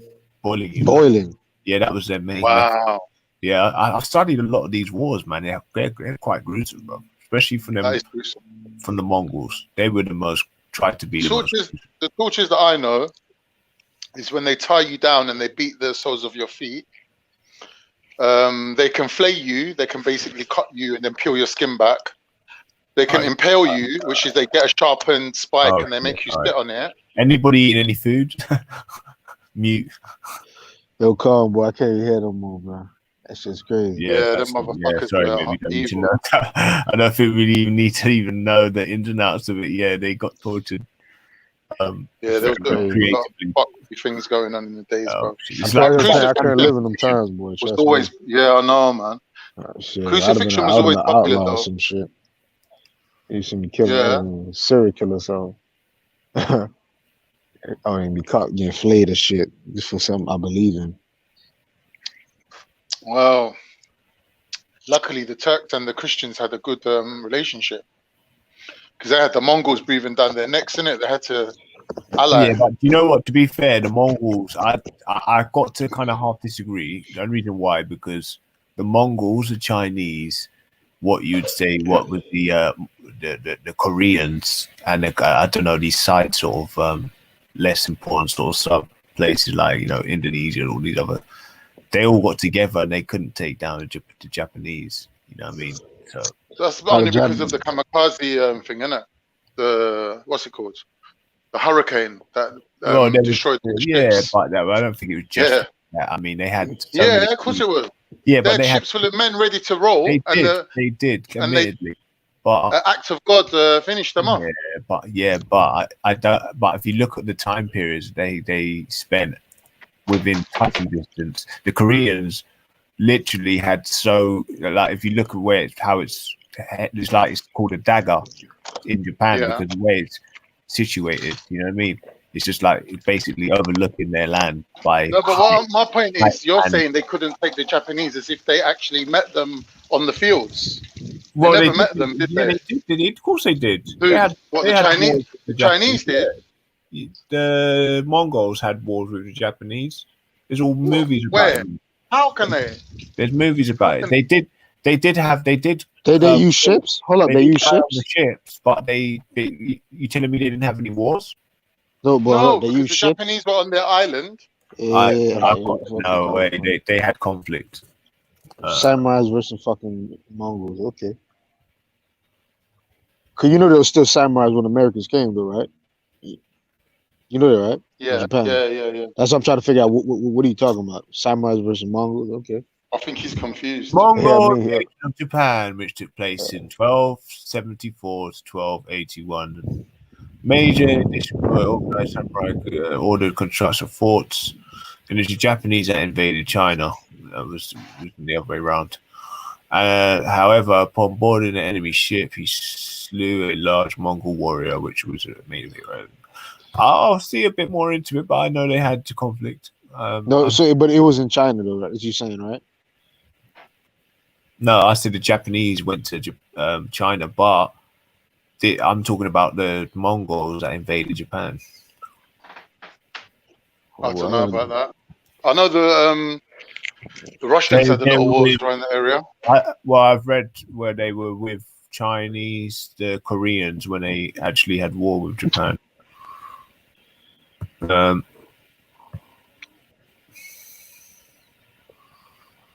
just gonna look.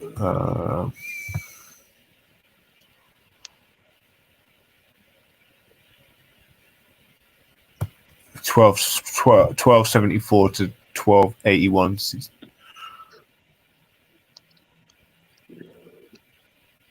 Yeah, but the storm, I've heard that have been one of the main reasons why they got stopped. So I'm not disputing that, but I'm sure they had like some sort of conflict. But anyway, I'll find out. Not really.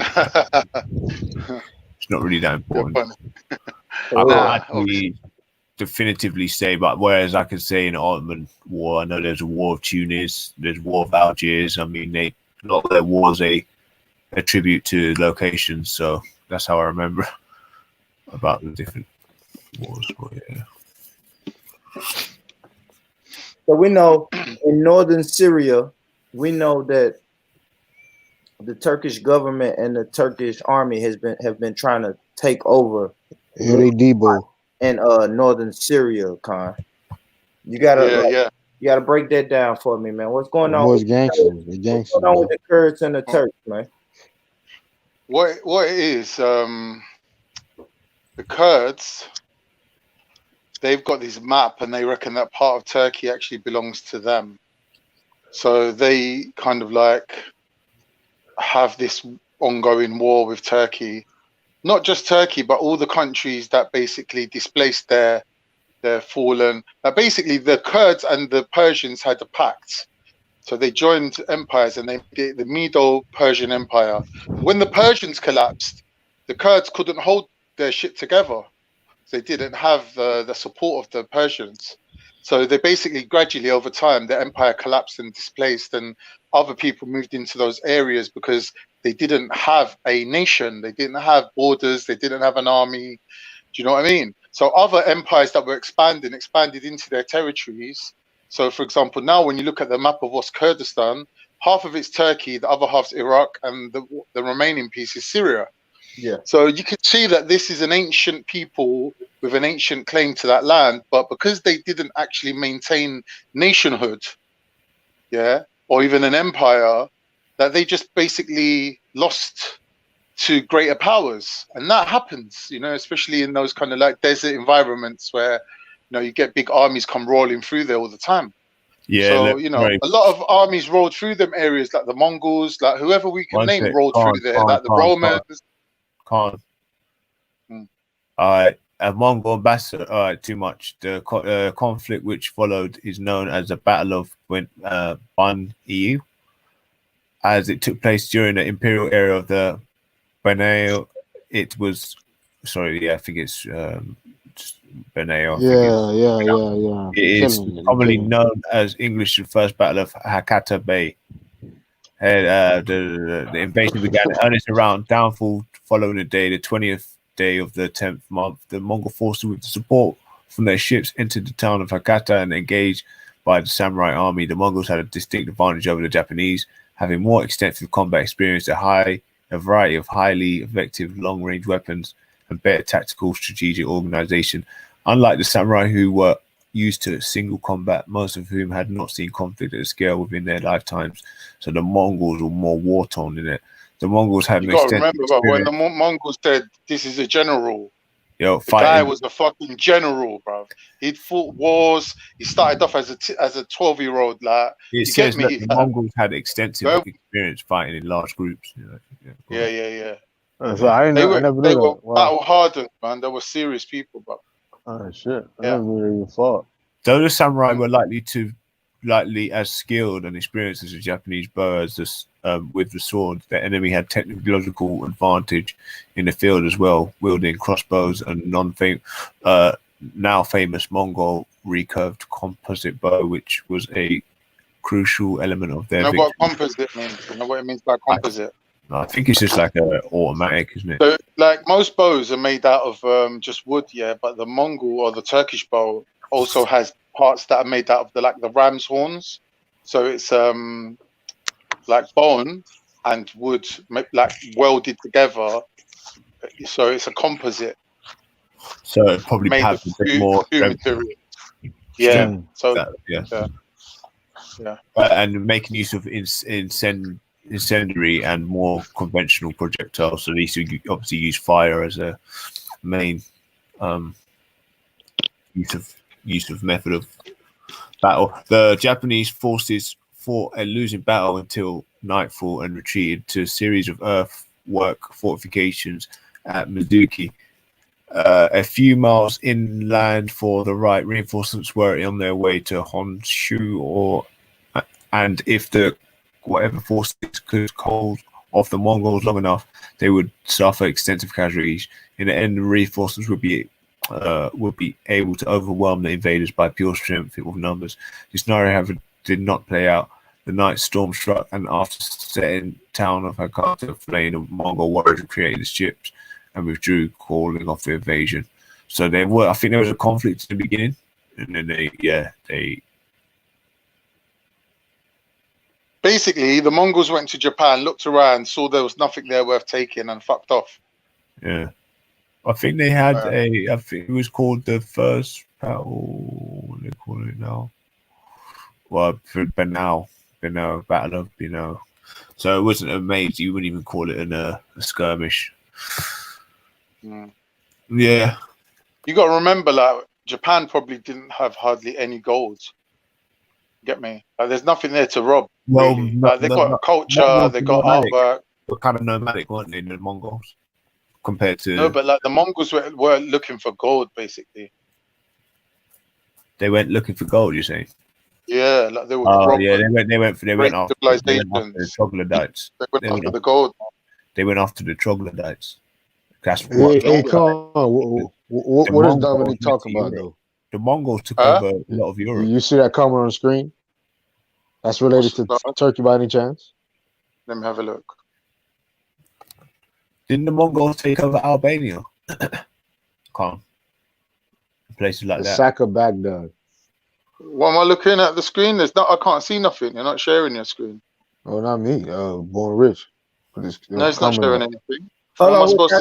Hold on. Who's sharing the screen? Who's trying to share the screen? No. I'm saying you got Princess Dominique comment up there. I need to move this or what? No, I'm saying I thought it was relevant or something. Oh, I don't know. This is something she put on there. Yeah. Oh. Yeah, but that's right. I'm gonna play this. Talking about Baghdad. Yeah, I think the Mongols sacked Baghdad. Didn't they take over Albania and places like that? Yeah. So see what's going on in Syria. The Kurds are like a very small group of people. Like they can't really rule over Syria. Like not even the rebel parts. Like the indigenous people, like the 5 million people that basically have moved from Syria into Turkey, need to be replaced. They need to move back into Syria. Get me? Like, there's no point making the Kurds the heroes of the day, saying, "Oh, they killed the ISIS. They chased out ISIS." They were you anyway. Listen, my grandmother could have chased out ISIS with the right weaponry. They deliberately used them so they could give them this status and give them this reward of ruling over the people. But how can they rule that they're so small? Their group is so small. How can they rule over 5 million Syrians? They can't. It can't be done. But America used them in their proxy war, and America thought, right, if we stand behind the Kurds, we got some sort of claim to remain in the area. But it was just fake. They didn't have that right to do that. You can't make a small group of people dominant over a majority of people if you're bringing democracy. Can't do it. But not only did they fight off ISIS, they fought off Turkish soldiers. They fought off Al-Assad. They fought off Al-Assad's. They never. What happened was England and America and the whole of Europe sent loads of people to fight. You know, like they moan about, oh, this Muslim girl from Manchester in London went to live with ISIS. Do you know how many Westerners? Do you know how many Westerners and white Europeans go to fight and join the fight? Yeah, and they were fighting alongside the Kurds on both sides, though. On both. Let me ask you a question, Turk Khan. Call you Turk. What do you know about Hungary and the people there? There are a lot of Muslims there. Let's just stick to the subject, man. We'll talk about Hungary later. Yeah, no, all right. I was going to. What I'm saying, hold on. So these Kurdish forces that they reckon they have. Who's the PKK? The PKK are a terrorist organization from mainland Turkey, right? Their Syrian branch is called the YPG. Yeah. Right? So what happened is the PKK claims that the YPG is not really affiliated with them or has anything to do with them. Yeah. And the YPG claims that they've got nothing to do with the PKK. So they're saying if the PKK is branded a terrorist organization by the United Nations and by America, yeah, and all that, it's nothing to do with the YPG. They're claiming that. But that's not actually what it really is. Really, they are the same organization. It's just that half of them is in Turkey and half of them's in Syria. The ones in Syria were actually bombing Turkey, and they've killed about 40,000 people. So for America, who's supposed to be a Turkish ally or a NATO ally, for them to align with a terrorist organization that's killed 40,000 people is really unethical. It's like, it's not how war is done at all. Yeah, so that's their leader, Abdullah Öcalan. He's the leader of the PKK and of the YPG. So for the Americans to claim that, you know, YPG are not a terrorist organization is an impossibility. YPG is a terrorist organization. America has had it on its list of terrorist organizations for how many years now? But then when it suits them, they use them in a proxy war. Rather than allowing Turkey to enter. Turkey is a neighbor of a war. They have the right to have a buffer zone to protect their population, yeah, from bombings. If there's a war going on next door to you, you do not want that war right up your ass where your own population are dying, innit? So they can, by law, protect their population by entering Syria and putting a buffer zone there. But America prevented them from doing that. America didn't want them to do that. But Turkey's saying, look, we got 5 million refugees here. We need to resettle these people back into their land. We have to, at some point, assist them militarily to enter into their land. Yeah, Khan, I like what you're saying, but we know that the Turkish government is trying to bring Arabs into northern Syria just so they can either wipe out the Kurds or balance out the numbers between the Kurds. They're like you said, they're releasing Arab every time they get control of it. They release a bunch of Arab refugees into that area to even stir the pot more with the Arabs and the Kurdish. Well, the Arabs are the indigenous population. No, the mountain people, the mountain people, the mountain Kurdish people are the indigenous people, right? They're not. They're just a minority that live in the mountains. They're like the hillbillies. Like, they're such low numbers. They don't even have an army. America backed them up. America gave them training, gave them weapons, even gave American soldiers dressed as Kurds into their ranks to bolster their numbers. That's why when Turkey was going in to attack the Kurds, America said, don't go in because our forces are alongside them. So Turkey gave them like a week or whatever to get their troops out. So America basically sold the Kurds out. That's what happened. Yeah, now when they realized that, I believe that. When they realized, they sold them out. I believe but the thing is that the Kurds sort of, in a way, deserved it because they kept flipping between America and Russia all the time. And America thought, these lot ain't even loyal. Like, we're doing all this for them, and they're just flipping in between us and Russia. So America thought, nah, we can't deal with these people. So they abandoned them, basically. They left them.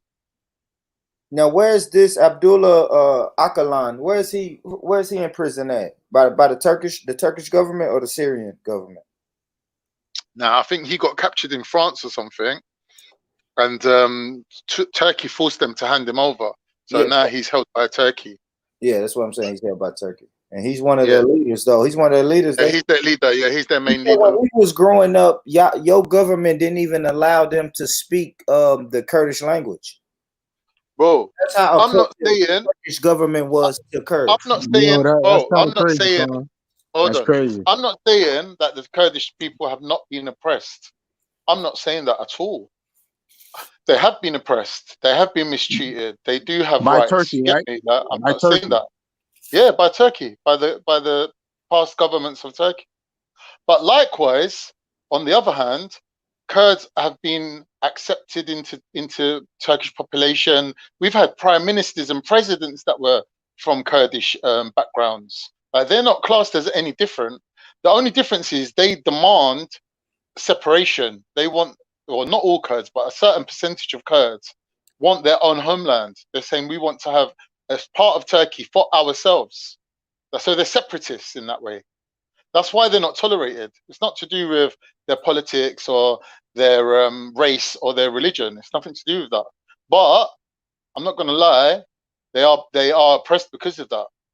But what's wrong with that? What is wrong with that, though?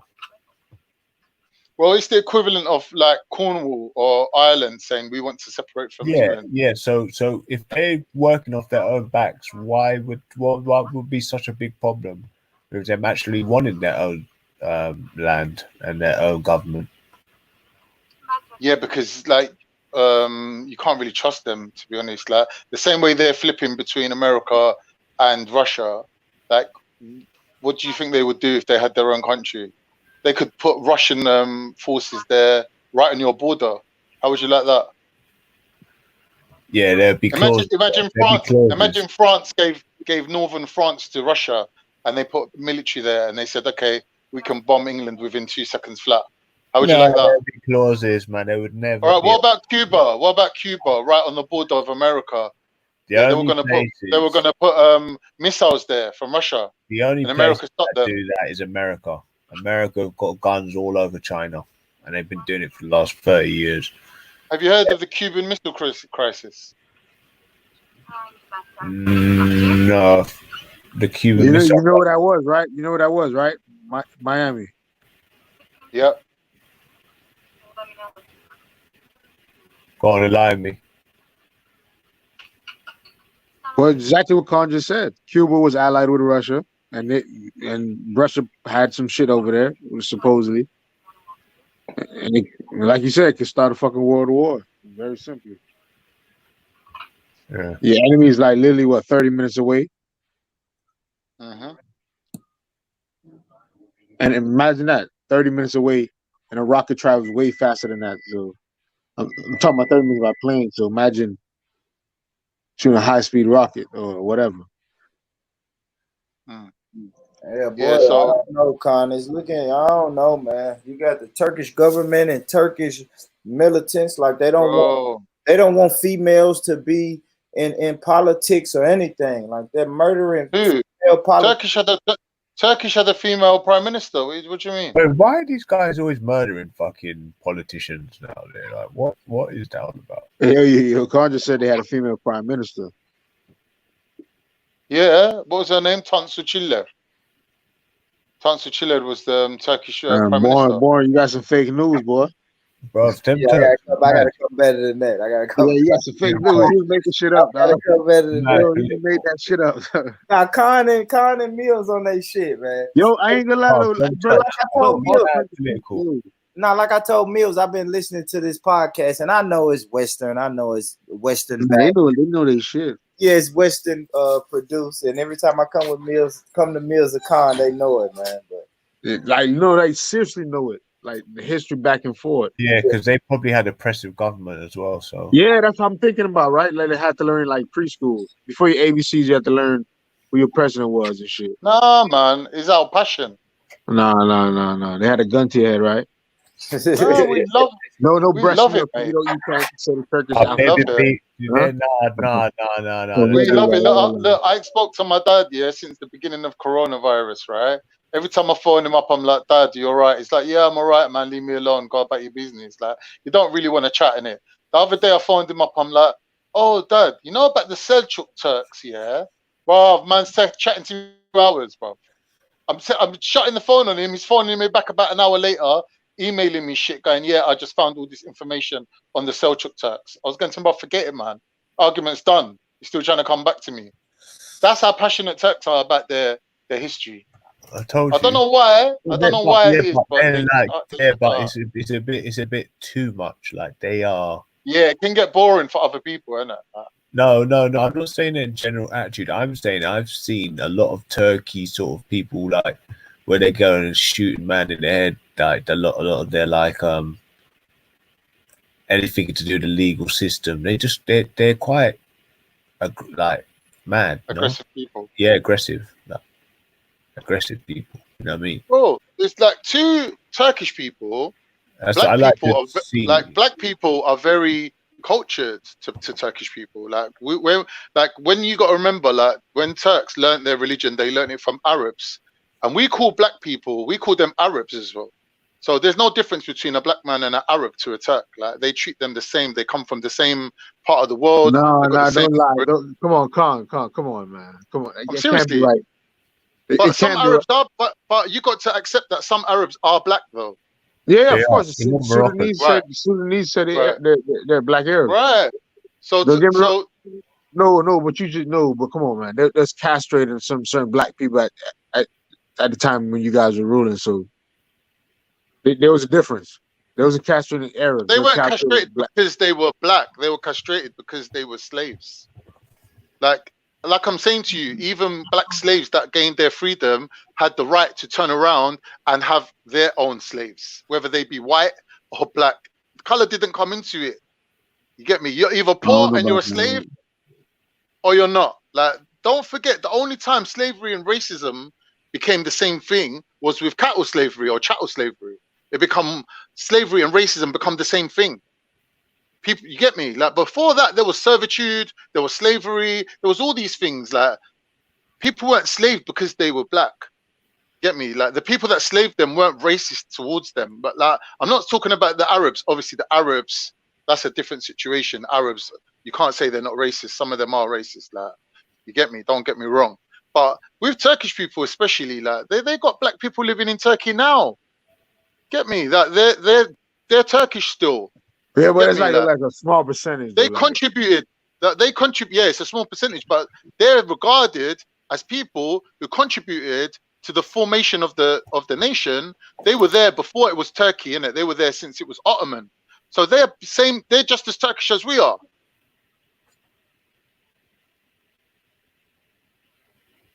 Get me? That's Turkish mentality is a bit weird like that. I do see a noticeable difference though between the relationship between black Turks and Arabs with black people, because but you got to remember, like, Turks, they got all their religion, all their culture, all their knowledge. They got a lot of it from black people, from Asians. Like, they have black people and Arabs. Sorry, they have a different. Like, you're gonna have a better experience in Turkey than you'd have in Tunisia. Put it that way. If you as a black man from America, from Africa, wherever, got on a plane and went to Turkey, they would not be looking at you as, oh, this guy's just a black slave, or this guy's just a black illiterate person. They won't be looking at you like that. They'll be looking at you as if you're the descendants of fucking what's his name, Masum Musa, the fucking richest man. They'll be looking at you like that, bro. A complete different story. Is there N-word in Turkey? You are like Tunisia, bro. Like, that's what I'm saying to you. Like, they call them Arabs. Like Tunisia. So, like, there's only two words I've ever heard that a black man being called. Yeah, either they call them Zanj because there's the tribe called Zanj, or they call them Arab. Oh. So Arab, when they call them Arab, they mean the Somalis. They class them as Arab as well. They class the Arabs as Arab, obviously, and then there's the Sudanese. There's loads of people that they call them Arabs. Yeah, they don't really, they automatically assume. All right, so what I was listening to is they had found some on the podcast I was listening to. It's like a ISIS prison, but it's a refugee camp / prison in Rojava in northern Syria, and it's ran by the Kurdish people right now. And the Kurdish people, like, they was the interviewer was speaking to the ISIS wives. Yeah. That they keep on the refugee camp / prison, and there was two sisters. One was from Trinidad, and one was from Barbados. And they came, their husbands went to fight with ISIS, so they made the trip too. And them girls were saying, they were black girls, and they were saying, everybody here thinks we're from Sudan or Somalia. Yep, you ain't lying about that. Oh, right. That's exactly what they said. And that were they mistreating them, or were they cool with them? No, the Kurdish, man, bro, the Kurdish, that shit in Rojava, like, that shit's so dope. There's no such thing as the death penalty or a life sentence. The most you can get is 20 years in jail for any crime. And if you kill somebody, they get the two families together and try to make them do a peace treaty. So it will be no more. Barrett, hold up. You gonna go to Turkey? Huh? You moving to Turkey? No. These are not Turkey. Like, all right, so the podcast I'm listening to is telling me that Turkey is the enemy. The Kurd. It's a pro-Kurd. It's a pro-Kurdish. And they saying the prison that good? Shit. Yeah, no, that's the Kurdish, but they're saying when the Turks come and take over this land, because they already know as soon as this was last year, so I think American troops left, and now the Turkish took over Rojava again. Oh, I thought you was bigging up Turkey for me. Nah, man. Born. Oh, they're oppressing these women. These women got their own army. These women can fight on the front lines. Turkey ain't letting these women fight on the front lines, man. They oppressing these sisters, man. Traditionally, Turkish women did used to fight. Same as the Mongol women used to fight. But like these people who you're calling Kurds, a lot of them are Turkish people that have been assimilated into Persian culture. Okay. They class themselves as Kurds. Like they can do that. They're free to do that. But we know that their history, their traditions, a lot of them are Turkish anyway. It's just Turks are like Red Indians where they got all different tribes, isn't it? So some of them identify with one thing, some of them identify with another. They're free to do that. If they don't want to be Turks, then good luck to them, innit? Go around calling yourself Kurdish for all I care. But we know through DNA, through genetics, through history, a lot of their tribes descend from Turkish tribes. You get me? It's like Raj's, look, the Sikhs descend from Turkish tribes as well. But they didn't want the Mongols in there. They didn't want the Muslims in there. But the Muslims, the Mongols, they were Turks as well. So you know when Trump said build a wall, Sawyer, when they said build a wall, look, the Turks really built the wall. They built the wall around the Kurds, man. Like 20 miles. Oh, that's 20 miles. No. How is that around the Kurds? How is it around the Kurds? But then y'all 20 miles into y'all got military. No. Y'all got military people. If I'm holding 5 million refugees, you telling me I can't go 20 miles into that country? 20 miles is nothing.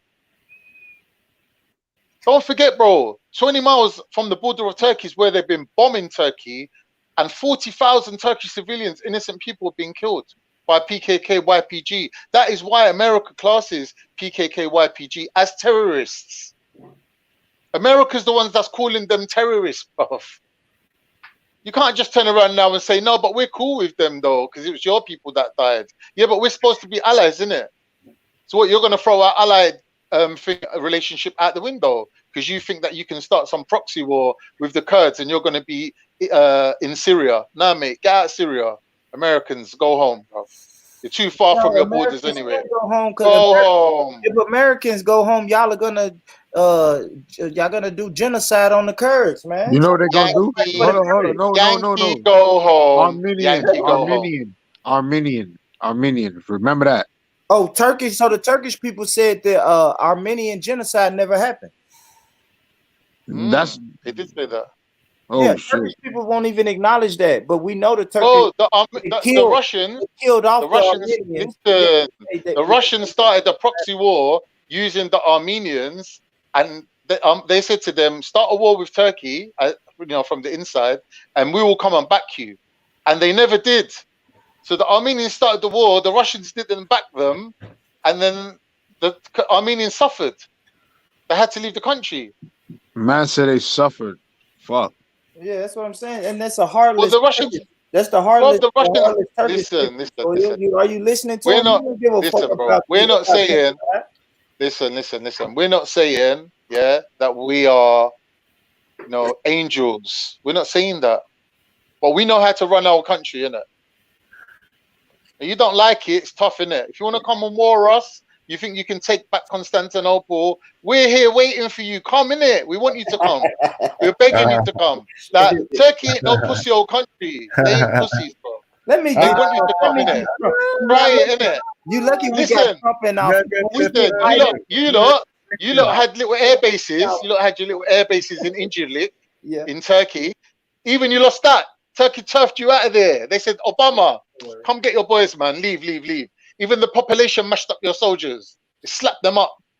Forget soldiers fighting soldiers. The population come out, slapped up your soldiers and turfed them. They said, listen, you want to work for America? Take 2 slaps and get out of here.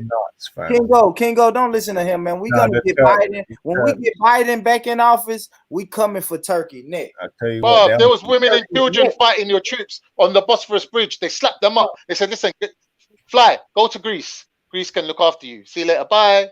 Bro, one of the most dangerous jobs is being a defense lawyer, or inside Turkey. I don't know, bro.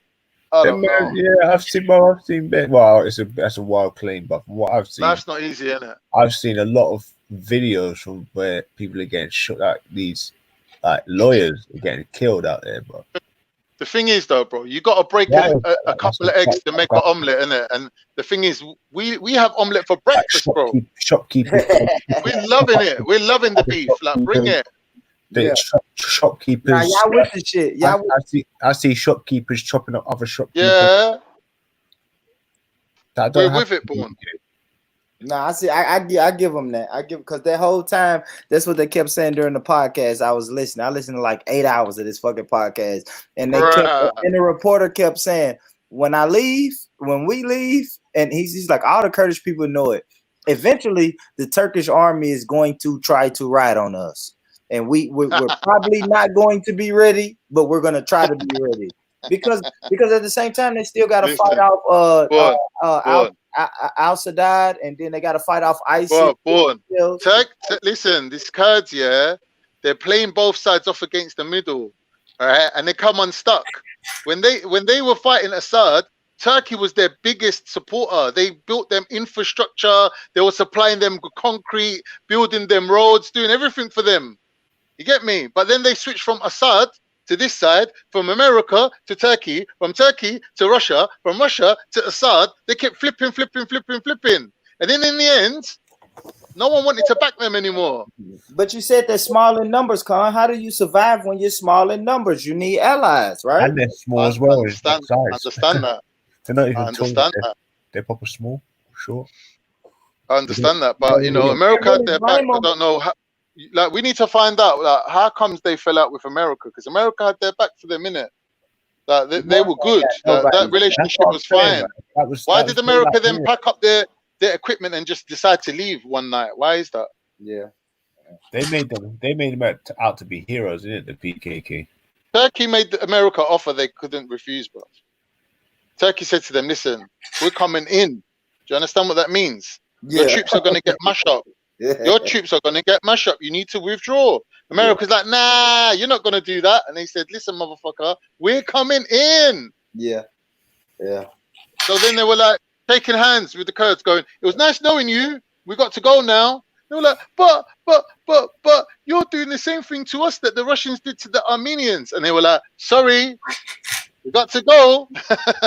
Nice knowing you. What's the beautiful thing about us living in the West, Con, is we can just look at this shit from afar and be like, man, like, I don't know how I would act, what type of person I would be if I know that at any given time a country can come and just take over. You know what I'm saying? Take over this country. Yeah, but you know, I know it's only been a few years, like, and you lot are still, like, you know, new to the game, but you lot need to really, you need to take a couple of states for yourselves, you know, like, pick out a couple of good states, you know, maybe Florida, and just say, do you know what, like, all black people, just move here, innit? Just move to one state. Let's just get all the governors, everything, like all the positions that we need to, just take the state for ourselves. Like, at least we could take one state or 2 states or maybe 3 states. You know, if you look with Turks, if you had a bit of Turkish initiative, that's what you'd be thinking about that already. You'd like, I know it's not even. How long has it been really? What, 50 years, 30 years? You lot are still new to the game, bro. Like, give yourself, like, this is the thing. You got to give yourself time. You got to give yourself time, bro, because these things don't happen overnight. Like today on G Block, they're talking about, oh, can black people be like Jews? Yeah, but Jews have been running their shit for hundreds of years, bro. Hundreds of years they've been on this thing that they're on now. You get me? You got to think about these things. To build a nation, it takes time. Get me? To get everyone on the same page, to get everyone on that same mentality, to get everyone driven, motivated, focused. You get me? It takes time. Can't do it in like 50 years. Like, can't come out of 400 years of slavery and then in 50 years time you're expecting yourself to be like, oh yeah, now we're going to build a nation. No, bro. There's a lot of hard work involved. A lot of hard work. I believe that too, Con. It's a lot of I don't know, it's a lot of unlearning and relearning we have to do. Yeah. That's a lot we have reprogramming. Yeah, and it starts with you know, you got to start with culture. Got to have a culture, you know, that brings everyone together. Yeah. You know, I like it. And you got to mark out. You got to get the map and draw a little line around it and say this is where we're going to be. Get me? And we're going to have the numbers to defend this country. You know, like I'm not saying leave the union. I'm not saying leave the union, but at least like dominate. Like at least free. I reckon like, you could fit a lot of black people into like free good states. Like, you know, just be dominant there. Like even in London, bro, there's areas where the Jews are just dominant. They just live in one particular area, and they've got like the local MP, the members of parliament representing them in court and whatever. And it's just local government, isn't it? And it just like, you know, they just build their power base. You know, it's not hard to do. Like, do you know what I mean? It takes time though. It does take time. And you need a little bit of support sometimes from external like places, like, you know, like someone needs to give a little bit of support from allies. Yeah, you need allies to like have your back. So really, really think about with America. With America, you got three options. You either take the Mexicans to your back, and then you know you got the whites in front of you, or you go very north to Alaska. Forget about that; it's too cold. That's never going to happen. Never going to get black people moving to Alaska. Forget that. Or then you got the sea, then you can just take the sea to your back and say, all right, we put whites in front of us, we've got the sea behind us, and we're in a good position. So it's either the Mexicans behind you or the sea behind you, but you just got to put your enemy in front of you. Get me? So you need a position. In my opinion, that's what my you opinion. say is down to location. But to build a nation, the first thing you need is you need the land, isn't it? You need the land. You need a border that you're going to protect. Okay, so bear in mind, you're trying to say stay on the island of America still. You're saying stay. I'm saying I don't see a mass exodus of indigenous Africans getting up from indigenous American Africans getting up and leaving America, and leaving, or even how can I put into words, man? I don't see people from America moving to Africa. I don't see it happening. I think they tried that with, was it Liberia? They tried to build a country in America and move all the black people there, but it was just too different. It was too different. And not only is it too different, but why should they move? They have an investment. Hold on. That's what I'm saying. They have a movement called ADOS. It's just like that. They're saying we have a reason why we have to stay because we built America. Yeah. We're descendants of slaves. Blah blah blah blah blah. Then they got. It ain't no blah blah blah. Hold on. Then they got foundational Black Americans where they saying that it's some weird shit, man. Just know that that argument you just said, they got already groups trying to get classified as the terms I just said, ADOS, FOD or whatever. Hey, you better stop. Hey, stop. Hey, well, number one, I feel you being disingenuous, so you're undermining the efforts of these groups, bro. That's what we can't do. No, these groups are saying, listen, we love this reparations talk and this reparation movements, but let's be specific. Let's just be a little bit specific, because if we start saying minority and Africans from the diaspora and in the diaspora, like when we start playing with those words, then everybody's gonna stick their hand out and want a little piece of these reparations. So now we have to say, no, listen, these people, descendants of slaves, need this reparations. You just have to focus the energy. You feel me? No, but I'm saying, but this is what I'm trying to say. I'm saying that those people don't want to leave America because they want reparations. So that's what I'm trying to get at. Yeah, I'll give you that. They want to stay here. So Khan is, that's what I'm trying to give Khan. There's people who want to come back. No. But the Nation of Islam had that argument too, right? They was like what Khan said. The Nation of Islam had the philosophy, yeah, we want separation, but just give us a few 3 or 4 states and let us be separate. So it's not a new thing, because a lot of people say that. I have homeboys that come on my panel and I'm like, bro, we're never going to be liberated inside the walls of America. And they tell me, fuck that, bro. We built this shit. They're gonna have to give us some of this land. But my philosophy is like, bro, no, we're gonna have to leave. I see it. I see it. Like, this is not our land. It was never our land. It was our land, but shit, they won. They conquered it. They won. You're going to have to leave and go to where it's less white supremacy at? That's how I'm looking at it at this point in my life. I'm like, bro, if you really don't want to be up under the arm of white supremacy, you're going to have to move to where it's less white supremacy at. That is a legitimate position. You can't argue that's not a legitimate position to have. You know what I mean? Because even if you look in the Bible, that happens, isn't it? People have to get up and leave. It's like the Turks were oppressed by the Mongols. They moved to the border of Rome. Like, you got to move somewhere if you're being oppressed, innit? And you got to make a new land, stand and fight, and create a nation. And that's what the Turks did. They were getting mashed up by the Mongols. Mongols were fucking their shit up. They had to leave, innit? You know, it happens in history, but it's just hold on. The Turks were never in a position like what we talk about us in America, though. They got conquered by the Mongols. There's nothing you can compare. That's unheard of. Yeah, yeah. But can I keep hearing you saying the Turks? We did it. The Turks did it. But put it in the context though, the situation and the deficit. Yeah. So basically, if you could pick out yourself 3 nice states in it, like somewhere nice and sunny. Exactly. You know, and then everyone just slowly starts moving there. You know, like buying houses there, and then you got to help each other in it. Like, have communities of people that supporting each other. You know, like, you know, politically minded people that ain't really in that much of a competition with you. Like, because what it is, when you're living in America, you're living in England, really it don't matter who's who, because we're in competition with each other.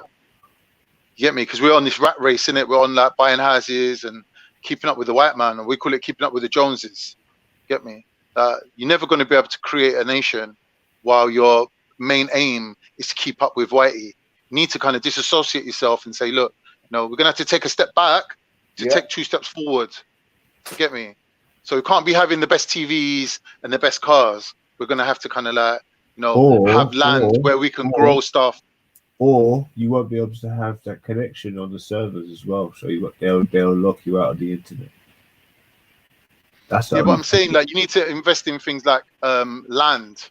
You get me? And grow stuff and sustain your community rather than, or even like manpower. You get me? Or rather than cars and clothes and TVs and shit like that. Like, that has to take the back seat for a little while, innit? So it's a lot. Or maybe make your own. Make your own, innit? It's like, you can make your own fucking technology. You can have your own factories. You can have Black Wall Street. You can have all that.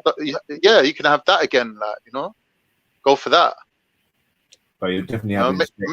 You can have a car factory of a black car designed by black people, made by black people. What if fucking Romania can build their own car and sell it on the world stage? Telling me American black people can't do that. Wait, do you know what I look at it like, Con? I look at who sees Shawshank Redemption. Yeah, obviously, it's one of the best films ever made. The end part where he goes and don't spoil it. I've never seen it. I won't spoil it, but anyway, the part of the movie where he goes to a place where it's a retiring spot in it. Shut the fuck up. The guy's gonna spoil the movie, man. Okay, cool. I'll just talk about retiring spot. So you definitely need somewhere where you got an end shot, and that's how I can see how it's such an easy transition, because going to another place will mean that you've got your own control. What's it called? What they call it now? Determination. Yeah, that's the word. So, yeah, I mean, it's the internet has made it so much easier for us to be able to, adapt to any sort of surrounding in the world, because it's the internet that ultimately, as long as you've got a post office and a delivery service, you're just like any other place. You can make the same type of money. So yeah, it's fine, man. It's fine. It's the internet that's made it more of a viable option to go and actually go elsewhere and be able to make a living. Can I just read something from Princess Dominique? She's put, It doesn't look like the Kurds are intent to stop pursuing the establishment of their own independent Kurdistan. That will inevitably encompass areas within Turkish borders. Now, up until a few years ago, you might have been right.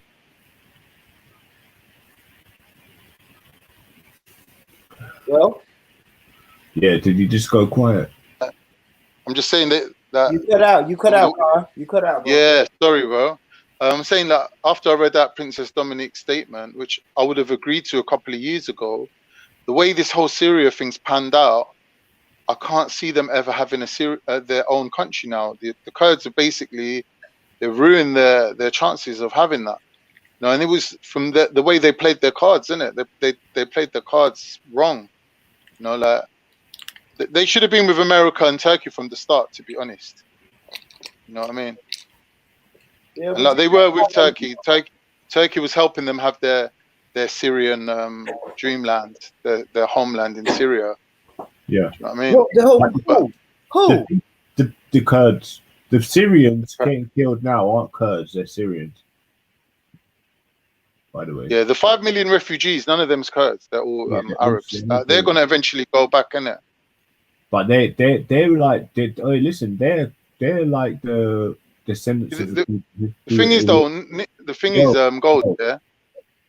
What I want to say is, they're descendants of the people who actually attacked Egypt. That bloodline, the Assyrians. That's where Assyria comes from, isn't it? It's the same, and the same people in Egypt, the same people. Yeah. All the same people. What I'm saying is, before this whole Syrian conflict, the Turks had good relations with the Kurds for a long time. The Iraqi Kurds and the Kurds, what's it called? The Syrian Kurds. Yeah, maybe like even with the Turkish Kurds, like their leaders banged up, fair enough, and their PKKs like outlawed. But the majority of Turkish Kurds are not sympathetic to PKK anyway. You get me? You know what I mean? So what I'm saying is that everything was going well for them. Like they were doing well. Like they were getting investment.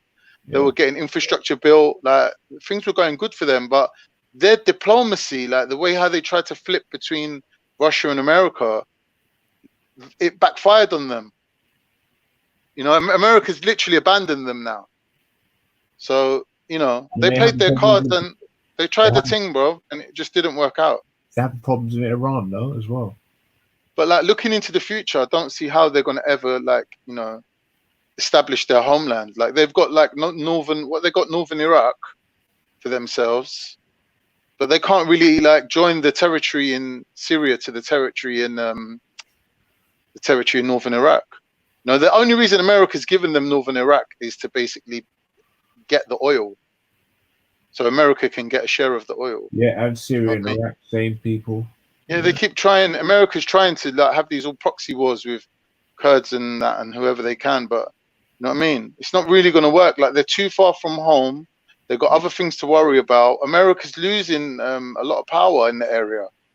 America's like they made a lot of bad decisions. You got to remember, like Trump's fucked up a lot.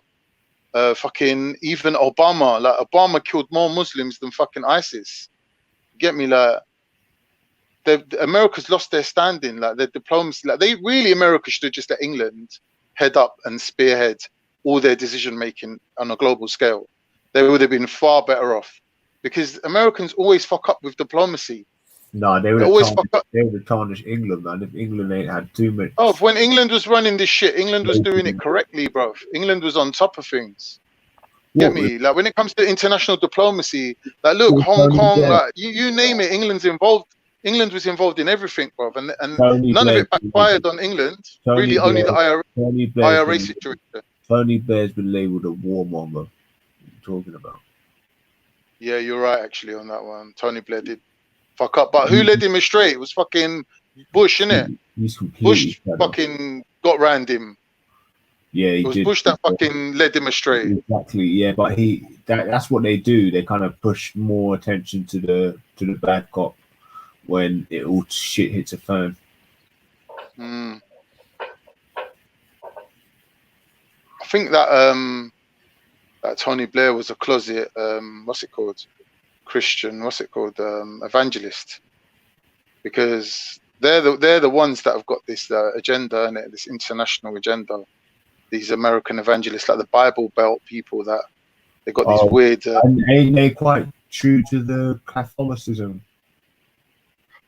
Well, I don't know if they're anything to do with Catholicism. I don't think they are. They're a lot of them like even class themselves as Zionists, even though they're not Jews. They class themselves as Zionists, like they want to see so obviously they're Christian, Israel establish its own country because they believe that it's prophesied in the Bible and all this shit. Yeah, that is actually behind their decision making. Like you might think that why would America be like? Do you understand that Catholicism? Do you know why it's so powerful, right? And it's just an extension of it. Any type of a Christian is an extension of it. It's because their main form of killing people was by sticking up on a cross, and the majority. Who was Jesus? What did they go out for, and who did they report to see? A man with brass, skin like brass. The man, they killed the man off. It was the Romans that killed Jesus. Romans never killed Jesus, bro. Well, the Jews couldn't get the Romans. Pontius Pilate. Hold on. Romans.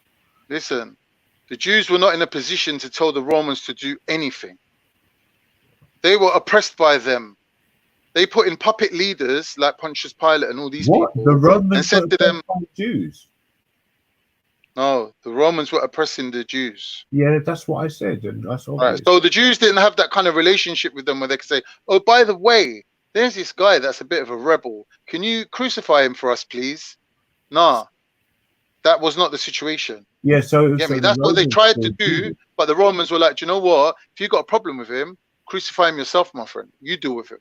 And that's why the Bible says that it was tied to a tree. It wasn't crucified. It was tied to a tree and killed.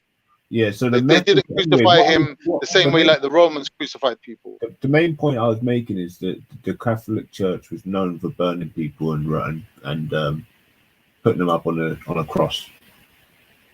So that, and the majority of the time, is for black people. So the main narrative is Pontius Pilate. So who's killing black people? Romans and Jews, yeah, killed. It was the Roman. Okay, let's say it goes far to say the Romans and the Jews killed Jesus. So that's what they're kind of trying to carry on. That's in the mind of all of these kind of political, Catholic, like religious sort of Catholic inspired advocates, you know what I mean, like trying to speak about on a lot of African countries, and they love to sort of refer to the Catholic push for the different world, and what was their main form of tactic of sort of trying to push their you know what I mean, themselves on the planet. It was by bloody putting people on crosses, mate. Yeah, and it was a lot of black people got killed by the Romans. You know, that's one thing they don't. They love to talk about who Romans fought the Gauls, the Romans fought this, but they're just deflecting. They killed a lot of African people. You know what I mean? Even the Italians. Yeah, they after long time after the Romans, the Italians were still in Africa, killing Africans. Yeah, of course. So you can see that was quite strong in them. Yeah, so Catholicism always had that air to it, where it's that dynamic to it, where black people have been getting slayed, and Jesus was one of their trophies. That's why it's such a pivotal point in their history. So that's why Catholicism is, when you look at the main people against black people, I can guarantee you they're Catholic. I wouldn't be surprised, to be honest. To get anything is ISIS, is Jewish, whatever. They're Catholic, because they're on this. They're trying to, because you know, when you look at the dynamics, because they're the progenitors of it. They've got the Muslim, sorry, not the Muslim. I shouldn't say that. The sort of what's this thing where the Muslims have got this thing where it's Sharia thing, where it's like just kind of 12 virgins or whatever it is. It's that kind of like kamikaze type of vibe where it's like, you know, eye for an eye thing. So that's where they got that doctrine. And apparently, you know, I believe that it's come from Catholicism, and they've got the Christians, they've got the Jewish type of vibe going on. So that's why, bruv, they're so powerful, bruv. That and now when I've been looking at Biafra and the powerhouses of Nigeria, which have got oil, the only place that have got oil that runs right along gold, you know what I mean, the darkest, most high grade oil. Yeah, them people there, the English, they've yeah, man, I mean, all of these puppet fucking politicians, but they're all, like, for me, bruv, I tell you now, but they're all Catholics. That's one thing I've noticed. So now I've started to try and like have a look at what Catholicism's got to do now today. Where's Catholicism? It's a shadow fucking religion. Why is that? Because there's so many people that are closet Catholics. And see, now I brought something to your attention. Catholicism, where is it? Why is it not everything else a bit emphasized? Christianity, fucking Islam, Judaism. Where's Catholicism? Where is it? Because these men are silently in the wings on this fucking Catholicism. The weird thing is that a lot of the Catholic followers are in countries like, well, in places like Africa, the South Americans and all that. They're all mad on Catholicism. I find that quite weird, don't you? Bruv, it's still known for having these pedophiles all over the place, bro. Like, that's common there, bro. In them churches. But yeah, I'm falling asleep, man. I got to hit the bed. Yeah, same here. My brain's starting to stall up. Like, you lot questioned me quite thoroughly on this whole Kurdish thing, which, to be honest, I'm not really invested in it, because, to be honest, like, I do feel sorry for them.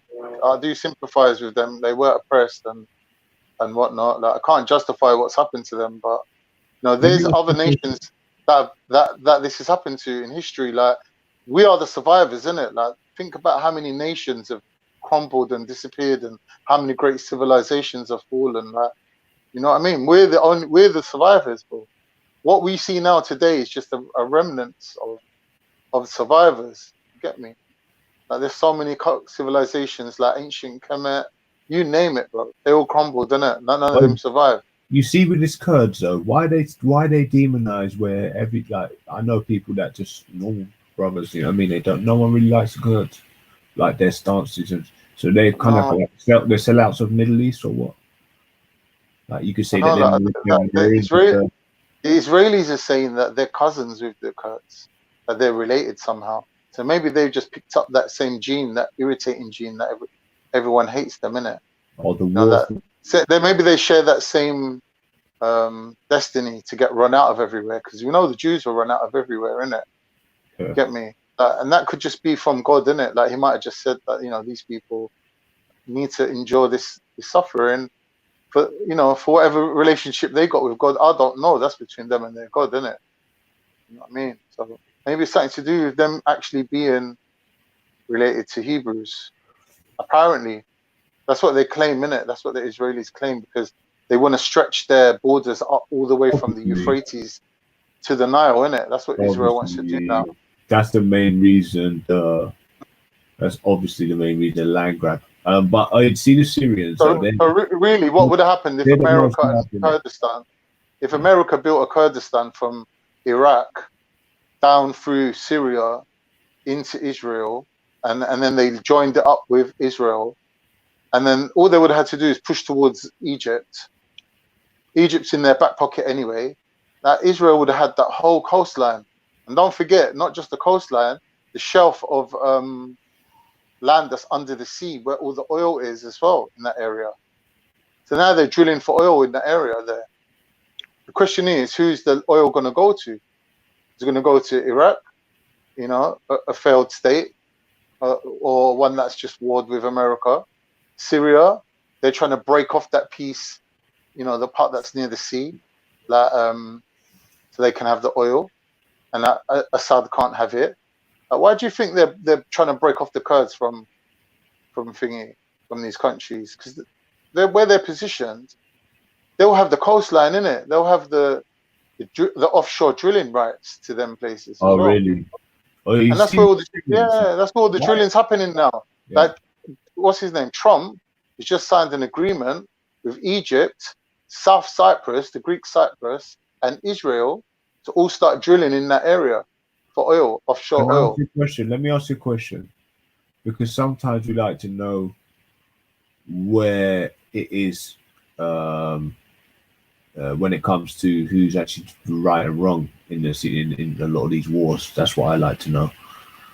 So, what would you say out of Middle East was the people that you'd say are quite, righteous people? I mean, would you say that you could go as far to say the Libyan leader was a righteous man? No, that's been Gaddafi.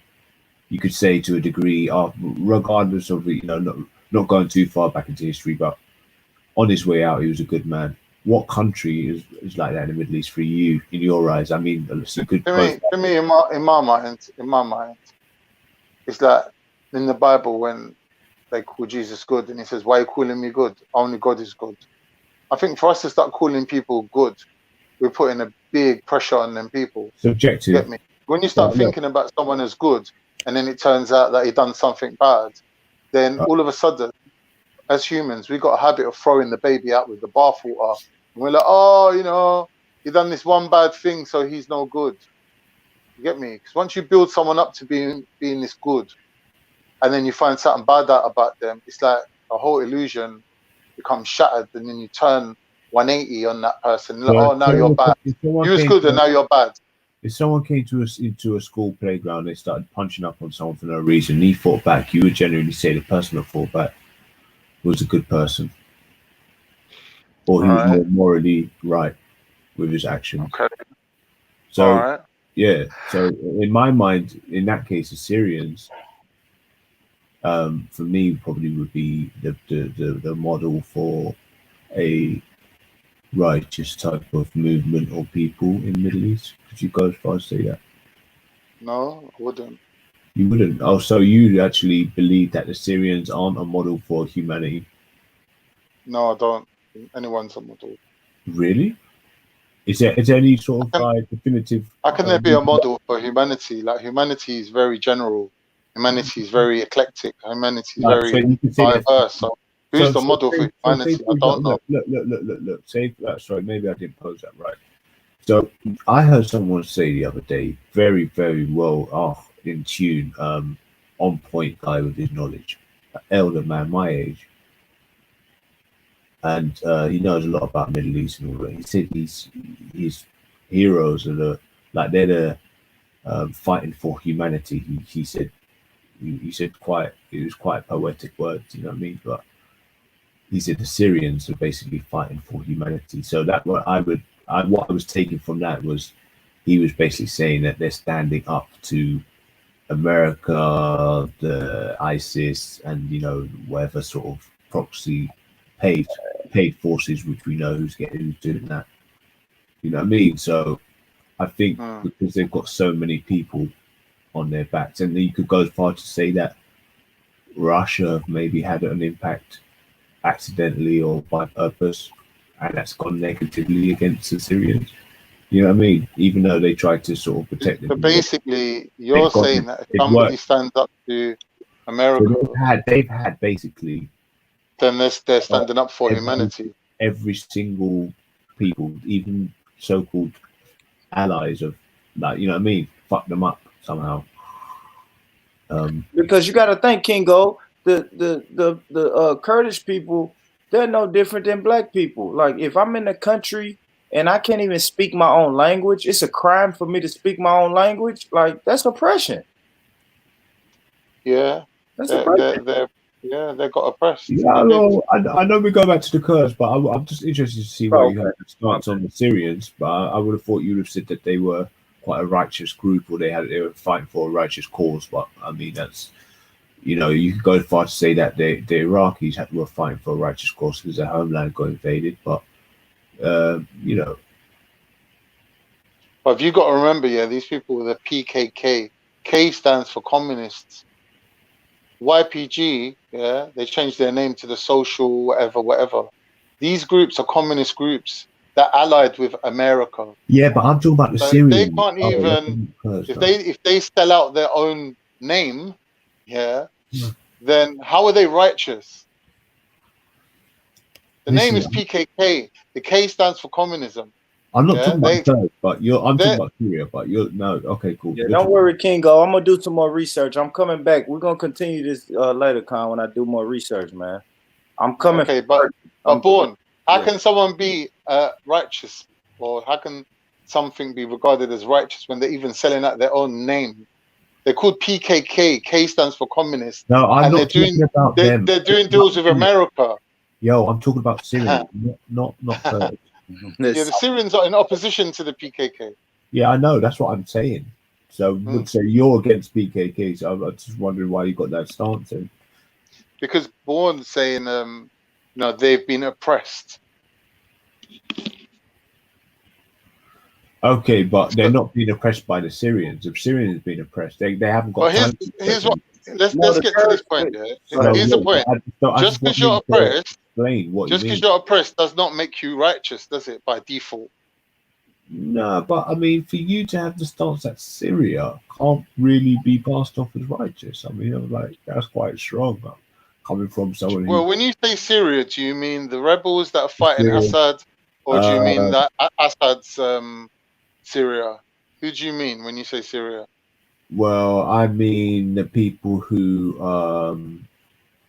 are fighting against America, so that would be the what do you call it? The Assad forces, no? Because the rebels, aren't they? They're sort of like basically like ISIS. Assad, I don't know much about him. It's that Bourne said. We need to go and read up on it. I'm back. Like, I don't know. I think Assad, he was a bit of a tyrant, wasn't he? Like, he was oppressing certain people. Like, I think because he was, I think was he a Shia, and he's oppressing Sunnis. Yeah. I know Assad is I don't know, but he's, you know, Syria is like strict Muslim law. Yeah. Sharia, pretty much, right? Mm-hmm. Yeah, like outside wants Sharia and his right. Yeah. So, you know, like maybe that's why he's an oppressor. Like they don't want to live under his version. It's just Western influence. Trust me, man. He's not as bad. He's not as that far off what Gaddafi was. But obviously, Gaddafi had a bit of a different. Yeah, that's dope, man. Hold on. Damn. All right, then. Bourne, my brother. Yeah, go ahead, bro. You rolling out? I'm gonna have to, man. Nah, ain't nothing wrong with it, bro. Before you roll out, let me play this video, man. I thought I was gonna play this video. Let me play this video. Before you roll the video. I know King go roll it too. Late as hell where y'all at. So let's play this shit. Yeah. This is right. All right, let's go. Oh shit, they tear gassing. Hey, it's real. I stole it from the police. I stole the police horn. Fuck it. Police reported ahead. I'm going.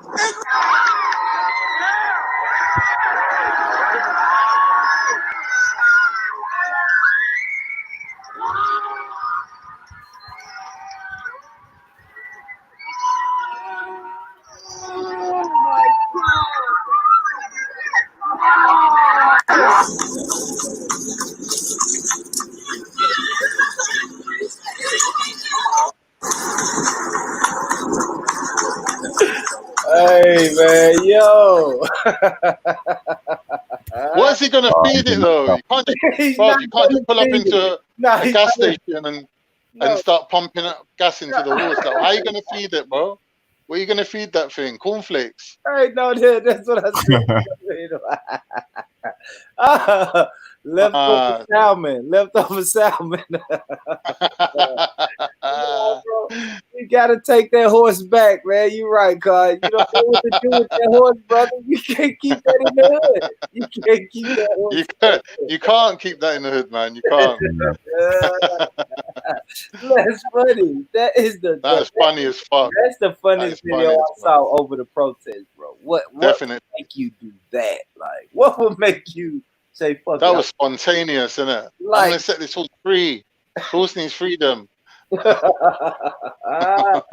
Oh, and that's what I was trying to tell Mako. Like, man, I didn't know black people. I mean, I know I'm in the country. I'm in Tennessee, so I know black people can ride horses. But just seeing a black guy on a horse in downtown Chicago is fucking crazy. He must have thought he was reenacting that film Django Unchained, with a horse. He was doing a Jamie Foxx. If Jamie Foxx can ride the horse, I can fucking ride a horse. Hey, that's funny. That's funny, Kingo. That is a scene from Jumanji. You know what I mean? That's funny, man. What happens in Jumanji? You know, they get a horse. The boring. Oh, he turns into a horse. The guy. No, you know the boring guy. I mean, Jumanji is just where the animals. They play the board game, and the animals just start running wild over the city. Just imagine a black guy rolling, and that's why everybody laughing and clapping because everybody's like, "What is this guy? This guy got dreadlocks and a bulletproof vest on." Everybody's like, "Yeah, we know you stole that horse, nigga."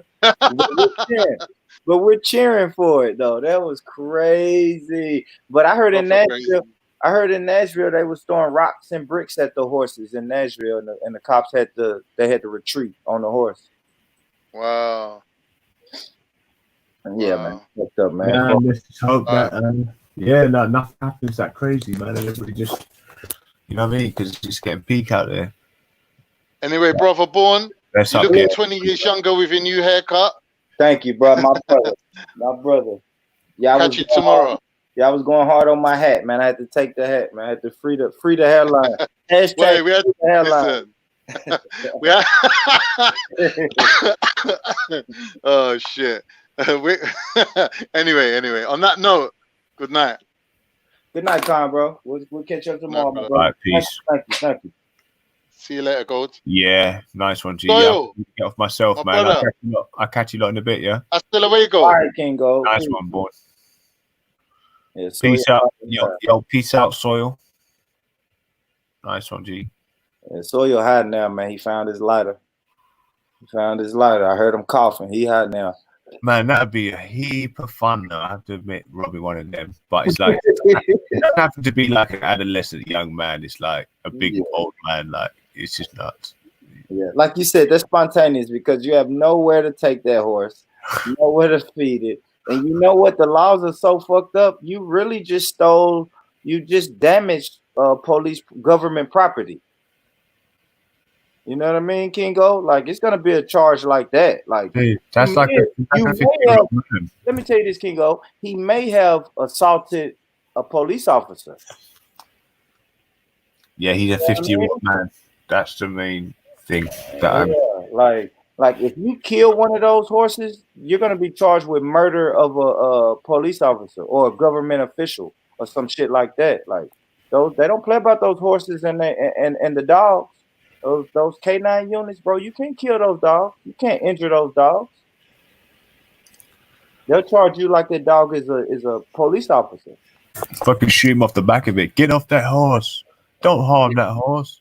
Yeah, that's a fellow officer, man. That's how fucked up the laws are here. Yeah, that's a fellow officer. He just kidnapped. They may get you with kidnapping a government official or some shit, man. You never know, bro. You never know. Let me get to this video. I know my sister said she wants to play this. Here we go for the sisters. Shout out Lady Stray. Shout out Princess Dominique in the chats, man. Let's play this thing. See what the white man talking about. Catch you on the other side, homie. All right, my brother. Let's see what we got.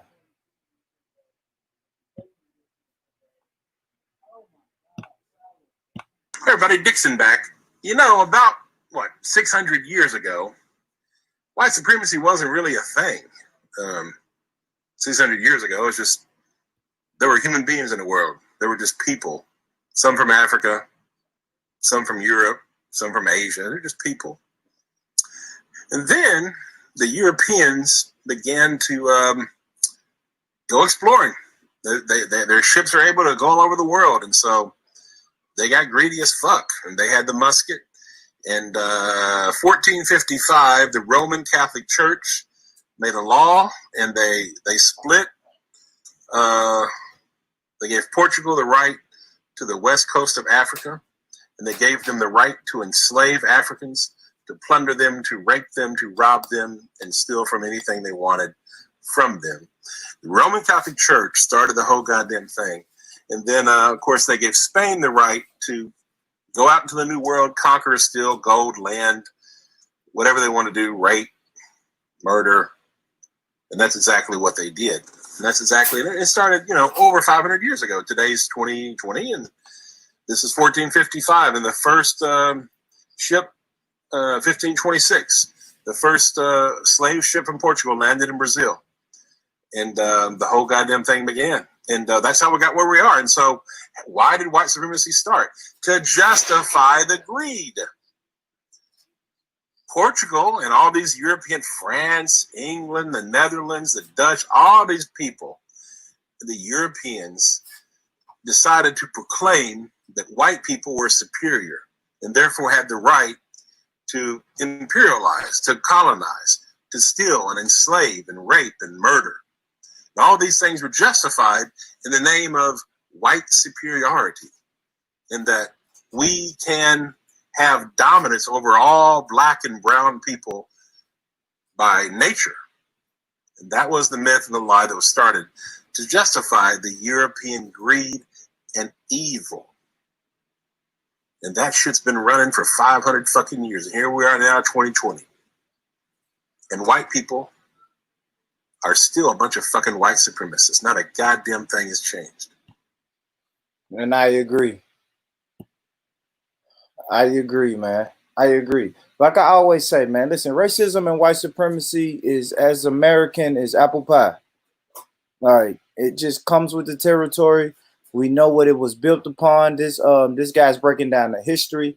We know exactly how this shit was set up when we were kidnapped and forced over here into free labor. Like, we know it.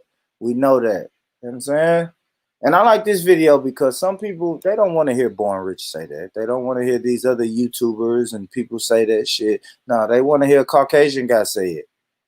It's like a sense of atonement in a way. Like, I think a lot of black people want to hear white people atone for their transgressions and, you know what I mean, and their misgivings.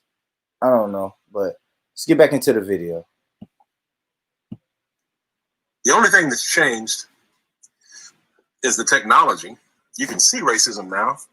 I saw a video of 25-year-old Ahmaud Arbery being hunted down, tracked, and lynched by 3 racists. That was a mob. That was a lynching. That's a felony lynching, which is against the law. Now it's against the law. It didn't used to be. The civil rights laws passed. There's some. Hey, I got to stop it one more time. I love the words. Lady Spade, thank you for sending me this video. I love the words that he's using, right?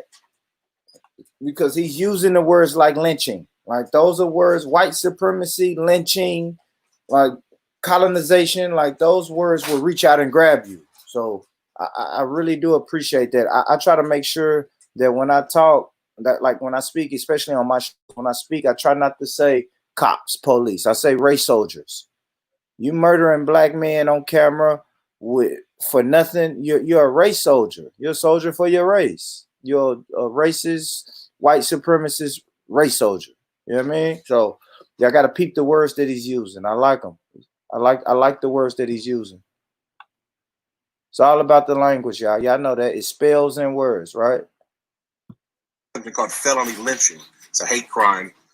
And anyhow, he was murdered. By the way, Ahmaud Arbery was a hell of a warrior. He fought for his life, and he lost that day. But his mom said, I hope his killers get the death penalty. And, you know, I don't believe in the death penalty because our justice system is so fucked up.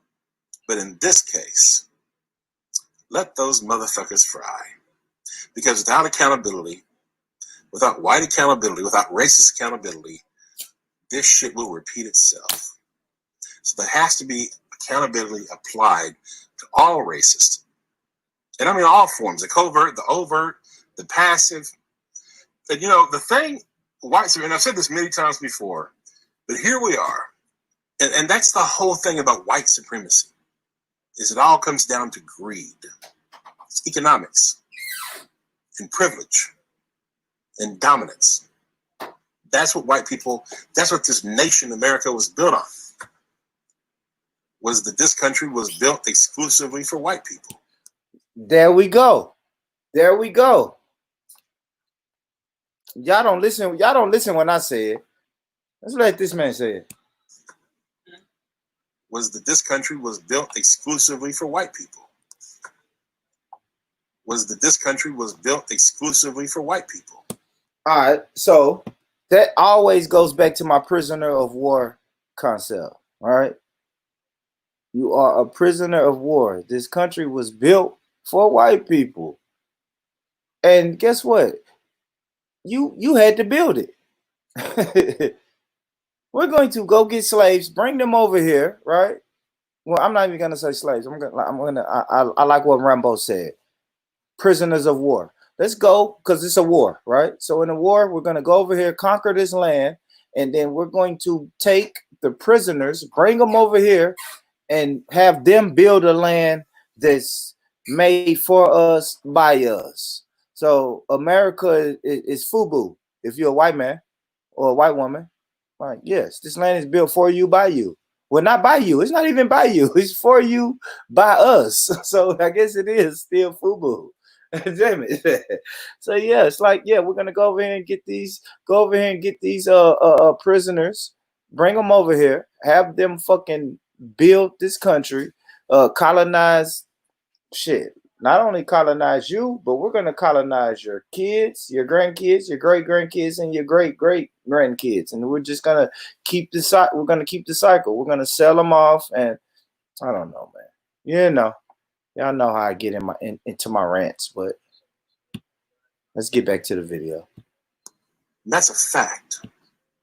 That always was. They don't say that. They didn't openly state it, but obviously it's true. And that's how white privilege works. A white person today in 2020 can go jogging down the fucking street, can walk into a house in construction and not be hunted down and fucking lynched in the fucking street. That shit doesn't fucking happen. A 12-year-old boy, Tamir Rice, playing with a little toy gun, if that had been a white kid, the cop would have said, "Hey, buddy, what are you doing?"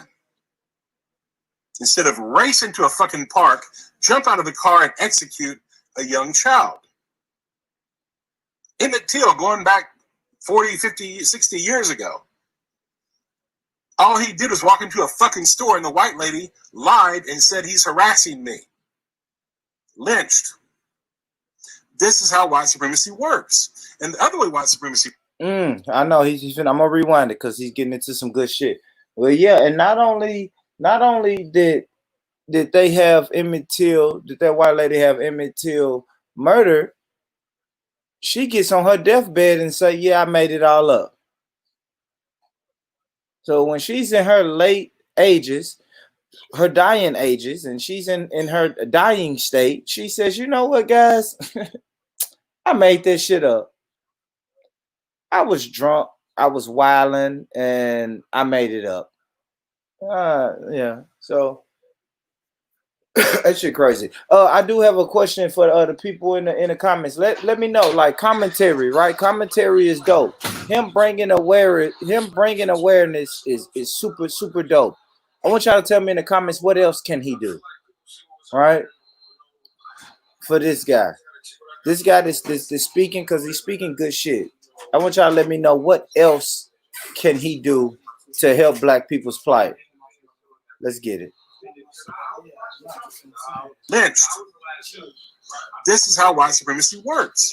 And the other way white supremacy works, and what we're indoctrinated to do from birth, all of us, no matter who you are, if you're a white, you are taught this shit, and you're taught it either directly or indirectly, consciously or unconsciously, you're taught it. And you're taught it by all kinds of different ways, all kinds of different messages, but it's taught. And there's all kinds of proof that it's taught. But we're taught to not give a fuck about our brothers and sisters that are black. That is why you're in your pocket. I ran that. Hold on, I'm gonna run that back. Let me run that back. Lynched. This is how white supremacy works. And the other way white supremacy works, and what we're indoctrinated to do from birth, all of us, no matter who you are, if you're a white, you are taught this shit, and you're taught it either directly or indirectly, consciously or unconsciously, you're taught it. And you're taught it by all kinds of different ways, all kinds of different messages, but it's taught. And there's all kinds of proof that it's taught.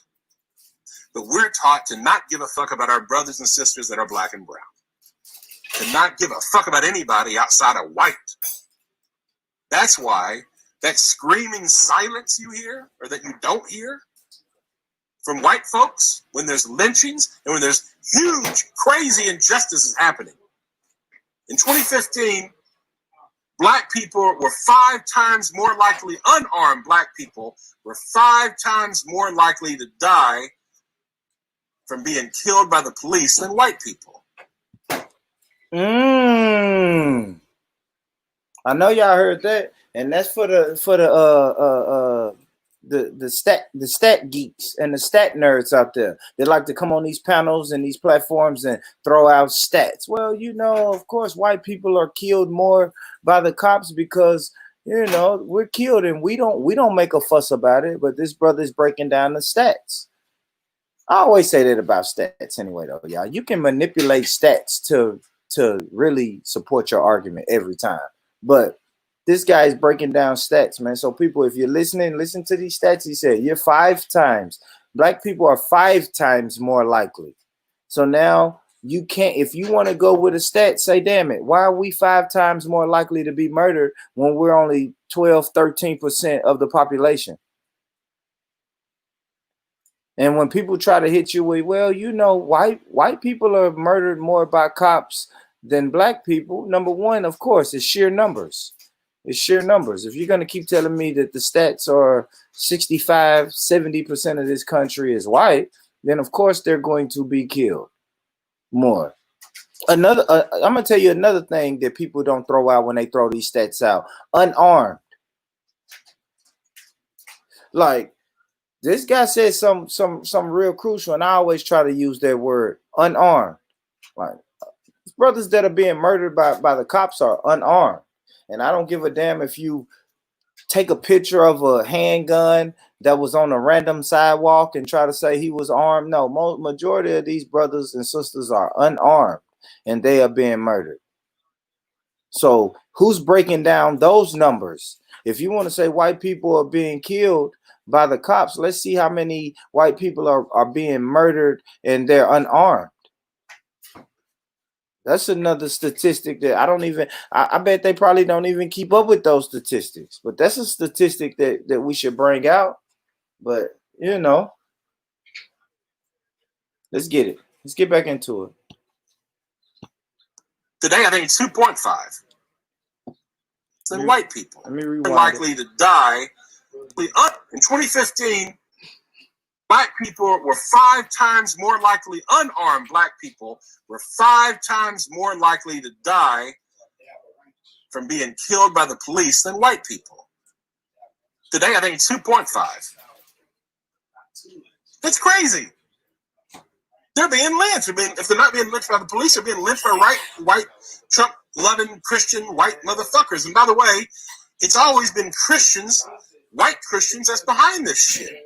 The Roman Catholic Church started the whole goddamn thing. Look it up, folks. They started the whole fucking thing. The indigenous genocide, the Black Holocaust, the Atlantic slave trade, the transatlantic slave trade. It was the Roman Catholic Church supporting all that shit. And if you look at today, look at the people who killed Ahmaud Arbery. Christians, white Christians, they're racist. White Christians are largely racist and fucking hypocrites. White Jesus has been used to kill millions of people, indigenous people, and it's still going on today. And I'm not against Christianity. I'm against the way Christianity has been used. And I'm against white Jesus. White Jesus is a fucking lie. Even the Bible says Jesus wasn't fucking white. It's all fucking lie. So all you white Christians out there that are racist, fuck you. You fucking low down fucking hypocrite. Check yourself. Check your fucking racism. And all the other white people in the world that remain silent. You're complicit. You're guilty. The only reason racial injustice and white supremacy thrives is because of the collective silence of fucking white people. White people just like me, that look like me, that won't say a goddamn thing when horrible fucking things are happening to our brothers and sisters. Racial disparities in every fucking institution in our fucking nation, and not a goddamn one of you give a fuck. Not one of you. If you do give a fuck, send in the fucking comment if you're white. But the majority of you, you know you don't give a fuck. You know it to be true. I don't know, is it 95%? Is it 90? Is it 99%? I don't know. But it's a lot of you. You don't give a fuck. And it's that fucking silence that is consent. That is why innocent people are being fucking killed in the street. Check yourself, white America. Once again, check yourself. Check your fucking silence. Being not racist is not enough. You have to be anti-racist. Because if you're not, then your silence is getting innocent people killed. Yeah, you want your privilege. Yeah, you're worried about karma because of all the nasty shit we've done to black people. You know what we've done to black people, white America. You know goddamn well what we've done. And that's what you're fucking scared of. We've all been indoctrinated and taught as white people. White nationalism. Don't care about black people. Protect your own interests. When I was a little boy, I was told to lock the fucking doors every time I went through the goddamn black neighborhood. All that shit was taught to us. Everybody. What we have done to black people is dirty. And it's still happening, and you still don't care. So once again, white people, check yourself morally. Grow some moral courage racially. Start doing what's right. Don't remain silent. Speak up about it. You know, make phone calls. Support people like Sean King, who's making a movement, who's getting justice for people like Ahmaud Arbery. Yo.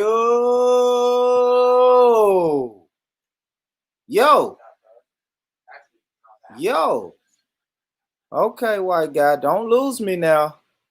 Don't lose me, man. I don't know.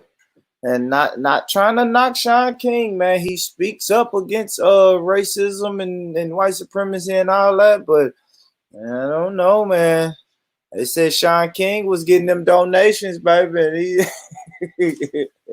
And we didn't see the works. They said he got the donations, but didn't get the works. Now, I don't know, Lady Spade. I like what he's saying, Lady Spade, but gotta kind of watch who you associate yourself with. The sound is what? Hey, my bad, y'all. Sidebar, man. My nephew said the salmon was good, man. I thought I messed it up, man. But hey, the salmon was pretty good, man. I like that. All right, let's get back to the video. It's gonna go off. Him and his amazing crew and his team, support him, help him, do something to support justice for the things that are wrong.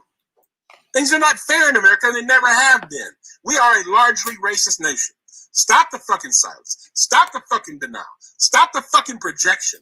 Nobody lives under black supremacy.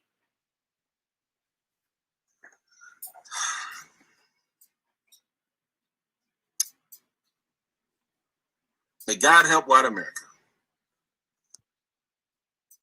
All right, man. There it is. There it is, sis.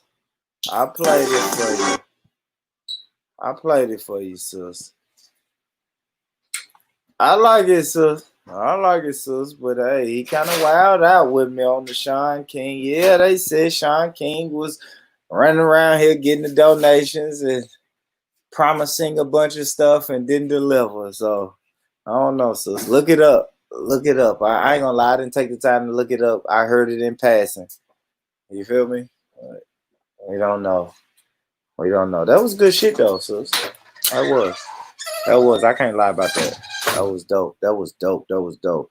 Hey family, as you come in the building, man, look, like the video, man. Hit the like button. Let's get these algorithms popping. You know. The more likes we get, the more that we'll go to the front of the YouTube recommendations, you know, where we trying to be at. So hit that, share it, you feel me? Hit that share button, share it, tell a friend. If this is how we rock. I was trying to see if I could find another video. Everybody, Dixon back. Y'all bear with me. Bear with me. Bear with me. What did y'all think about that? Y'all let me know. What did y'all think about that, man? Because what I like I said, what I like is the language, the lingo that he was using. I like that. You have to. We can't keep using these fucking softball words for what we see. Like if you see a lynching, you can't call it a killing. No, call it what it is. It's a fucking lynching. It's a fucking man. Instead of a rope, he put his knee on his neck until he couldn't breathe. That's a lynching. You replace that knee with a noose, we will be calling it a lynching. So that's a lynching. We have to make sure. I like that he said that. And being hunted. When you see a black man is running for his life and he gets shot in the back 3 or 4 times until he falls down dead, he's been hunted. That's hunting. That's what you would do to a deer, a buffalo. You know what I'm saying? Whatever you're hunting, you're going to shoot them until they die. So I do like that about him. Don't really know iffy on the Sean King, but you know, I know how to eat the meat and spit the bones out. Pause.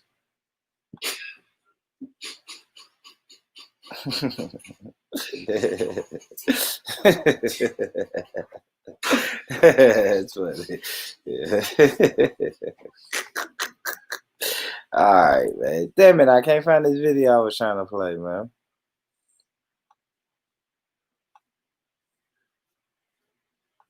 Damn it. Let me see. Oh, fuck. I can't find the video I had. I had a video that I really wanted to play.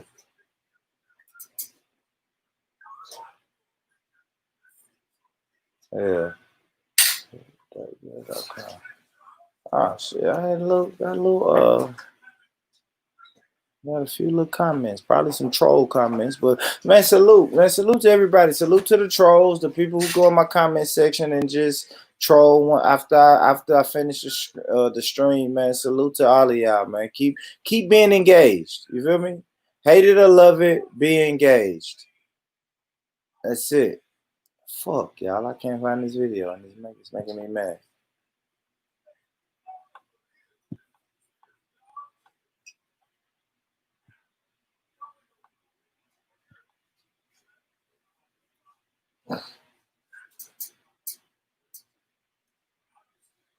What do you mean, Lady Spade? He showed a video of a cop doing what in France? A cop doing the same thing in France. What you mean? Like what you mean? Lynching a black man on camera?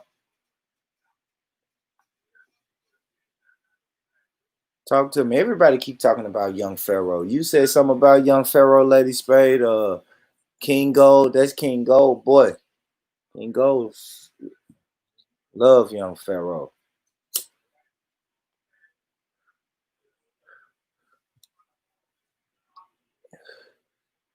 Yeah, I know that's wild. It is wild.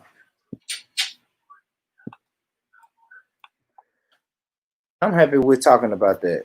Because let me show y'all what I think.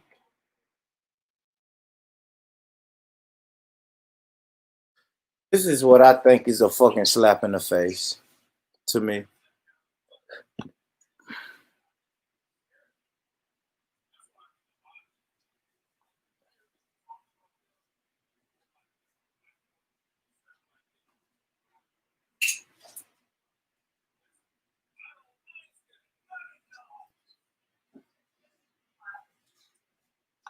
So, let me share my screen. Let me share my screen real quick. Somebody said Young Pharaoh is gay.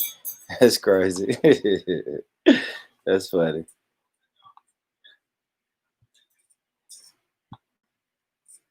All right. So when we see this, right? So you seeing cops, right? You're seeing cops kneeling down, right?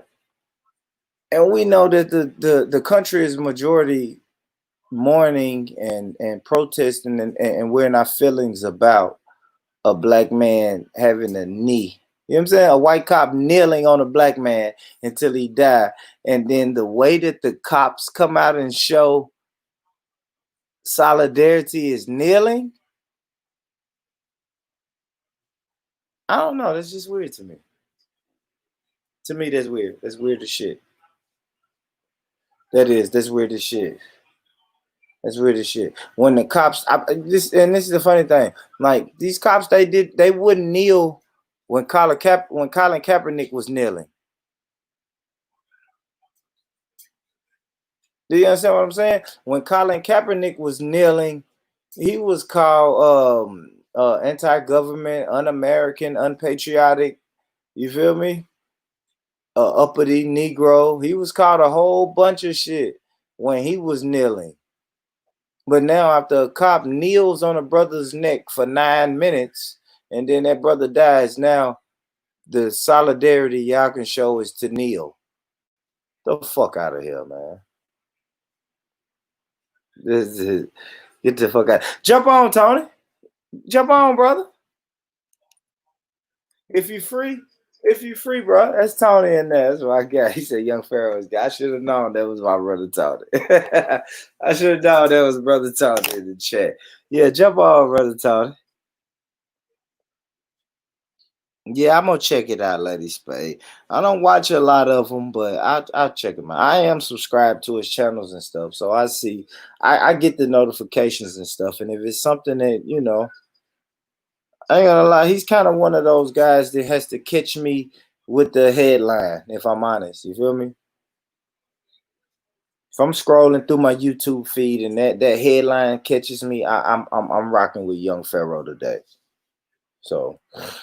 But yeah, man, we cannot be deceived by these little small tokens like kneeling. We're going to kneel because our fellow officer just killed a black man, and this is the Miami. I wish Sawyer was here because this is the Miami Police Department.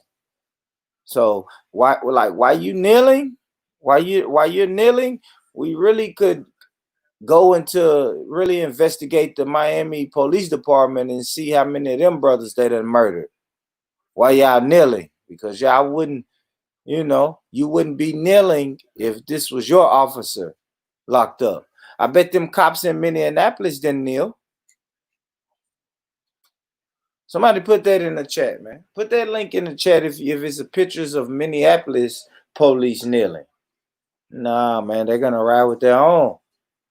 You stand behind this blue line. You stand behind this blue line, you protected. The minute you cross over that blue line, you're not protected. So that's why black Minneapolis police can't come out and say, hey, he's wrong and he deserves whatever punishment he gets. The reason you can't do that is because you're going to cross that blue line. Nobody ain't ready to cross that blue line. And I say the same thing with revolution or switching up the system until, I don't know, man.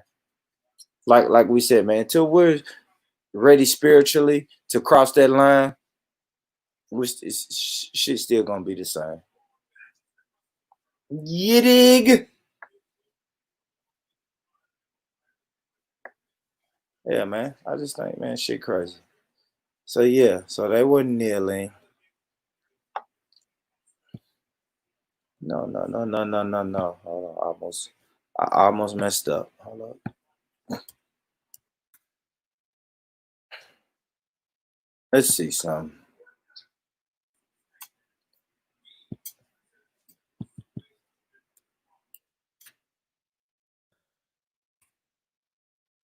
All right, shit. Since we're here, let's go through a couple of videos. Let's see. See what videos I can find.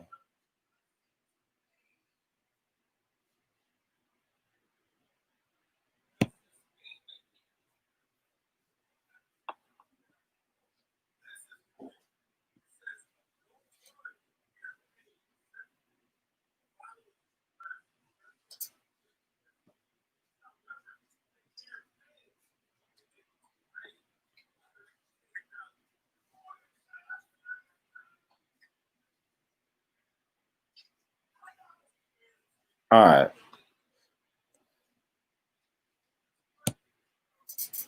Let's go. Let's see. Let me share my screen, y'all. Let's look. Thank y'all for rocking with me too, man. I see y'all in the building. Rocking, staying up. Especially the UK people. It's fucking what? What is that? 4:19? Almost 4:30 in the morning UK time. Salute, man. Salute to y'all, man. Y'all the riders, man. Real riders.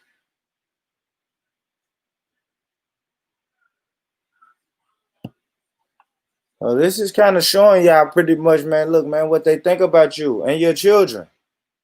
Stand down. Stand down.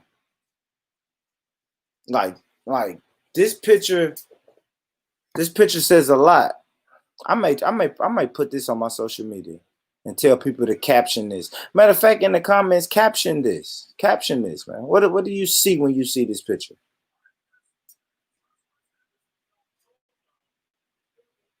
And that little boy got a bag of chips in his hand, man. You may as well say that's some Skittles, like Trayvon had. Trayvon had a bag of Skittles. This little kid got a bag of chips in his hand. And look at it. Same response. The same response.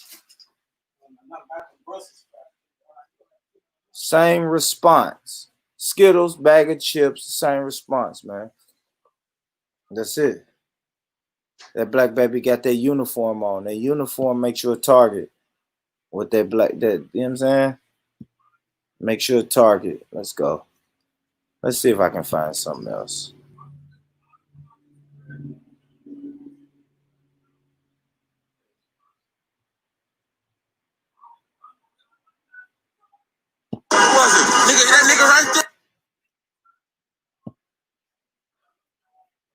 All right, let me read this. Let me read this before I share it, y'all. Let me preface this video by saying this.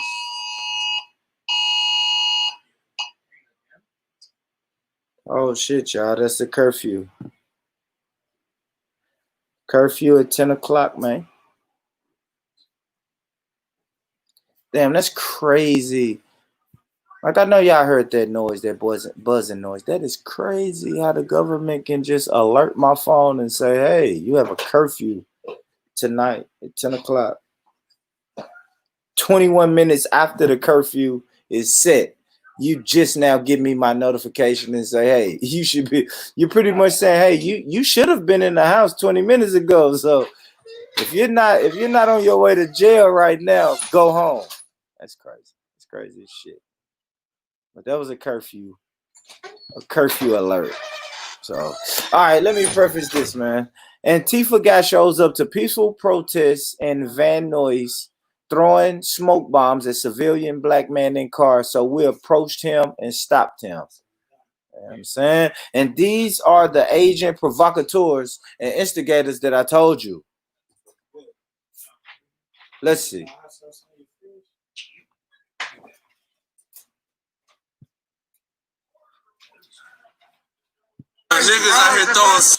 Why can't I do this?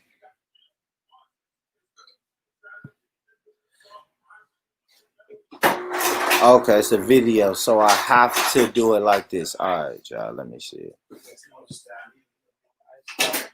Let's see. Did I share my screen? No.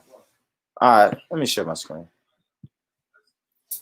Let's get it. Let's get it. Let's get it. Let's get it. Smoke bombs right there, bro. Non-black. Non-black. Niggas out here throwing smoke bombs right there, bro. Non-black. Non-black right there. Right there, nigga. Yeah, nigga, non-black. Nigga, that nigga right there, he ain't even black, nigga. What you doing, nigga? Niggas out here throwing smoke bombs right there, bro. Non-black. Non-black right there. Right there, nigga. Yeah. And that is what I'm saying about instigators and agent provocateurs. It's easy for these guys to throw a smoke bomb and just walk off into the, just walk off into the sunset. And nobody knows who this guy is, where this guy is from, but he threw that smoke bomb. So he's gone. He's going to throw that smoke bomb and walk. And by the time the news get there, guess who's going to be there? People who look like me and you. We still gonna be standing there like, oh shit, there go the news, and now your face is plastered all over CNN or Fox News or BBC or ITV, and it's you. Shit, crazy, man. All right, I'm gonna play a couple more videos, man. Then I'm gonna get my ass up out of here, man.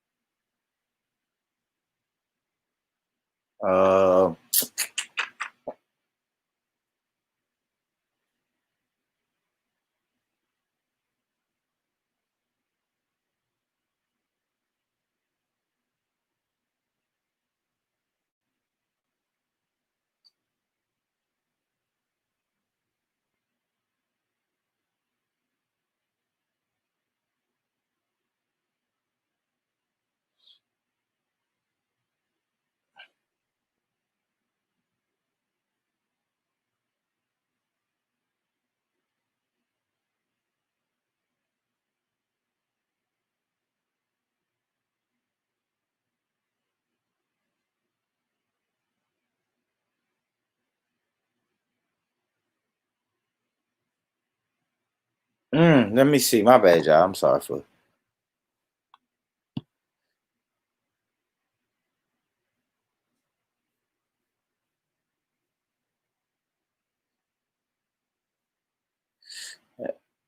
Fuck, man.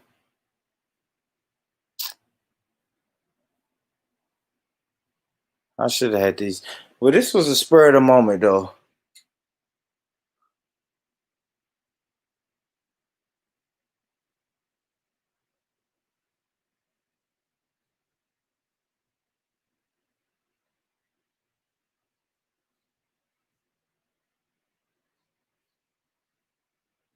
I should have had these videos already ready.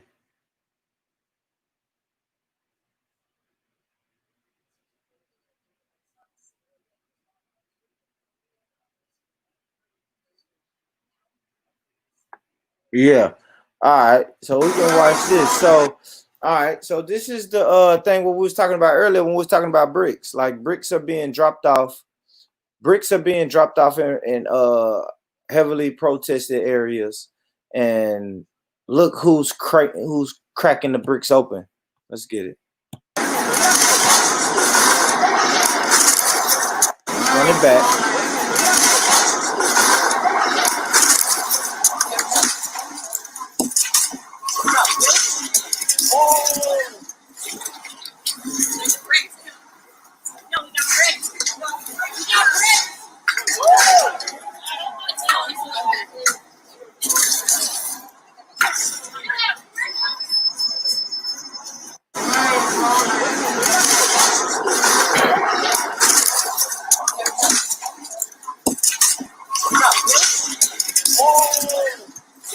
Oh, I never shared my screen. My bad, y'all. What the fuck? I never shared my screen.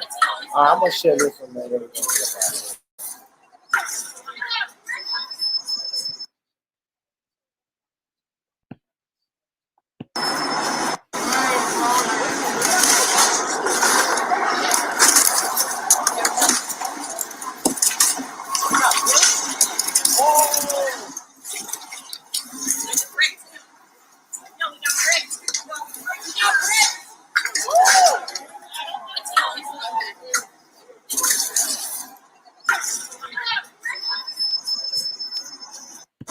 All right, yeah, man. Strategically placed bricks, man. It ain't shit that we haven't talked about, man. If y'all been tuned in, then y'all know we've been talking about this shit, man.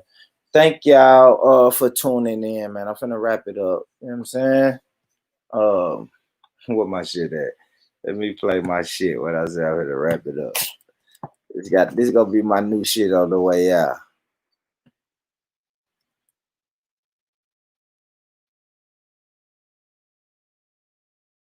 Yeah, this is. Hold up. What my shit at? There's never enough cooks in the kitchen.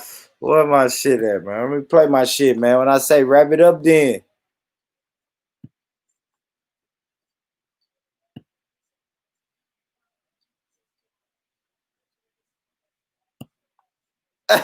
Hold up. All right, we gotta wrap this up though. Okay. My bad. I have to wrap it up then. Ever since when you were in jail. Okay. My bad. I have to wrap it up then. Hold up. All right, we gotta wrap this up though. Okay. My bad. I have to wrap it up then. All right, we gotta wrap this up though. Okay. My bad. I have to wrap it up then. Yes, my shit, man. Hey, we gotta wrap this shit up. Wrap it up then. So yeah, man. That's my new shit. Like I said, man, I'm wrapping this shit up, man. Salute to y'all. Peace. On your way out, hit the like button, hit the share button, subscribe, man. I appreciate y'all for rocking with me, man. I'm finna give me a late night dinner. You know what I'm saying? Give me some food in me and lay my ass down, man. I gotta wake up tomorrow and do it again. Everybody be blessed. I love you. I love you. I love you. But in the words of my brother Joe Budden and my brother Quavo, it's over. Up though. My bad. Have to see one or the other. Y'all move as a collective. All right, we gotta wrap this up though. My bad. You might see one or the other. Y'all move as a collective. All right, we gotta wrap this up though. My bad. Have to wrap it up then. Close it. Hey, listen, man. I wish I could talk to the Migos longer, man. It's one of my favorite groups. I've been covering for so long. I'm glad they succeeded, man. Hey, man, you guys are nominated tonight. Have a good show.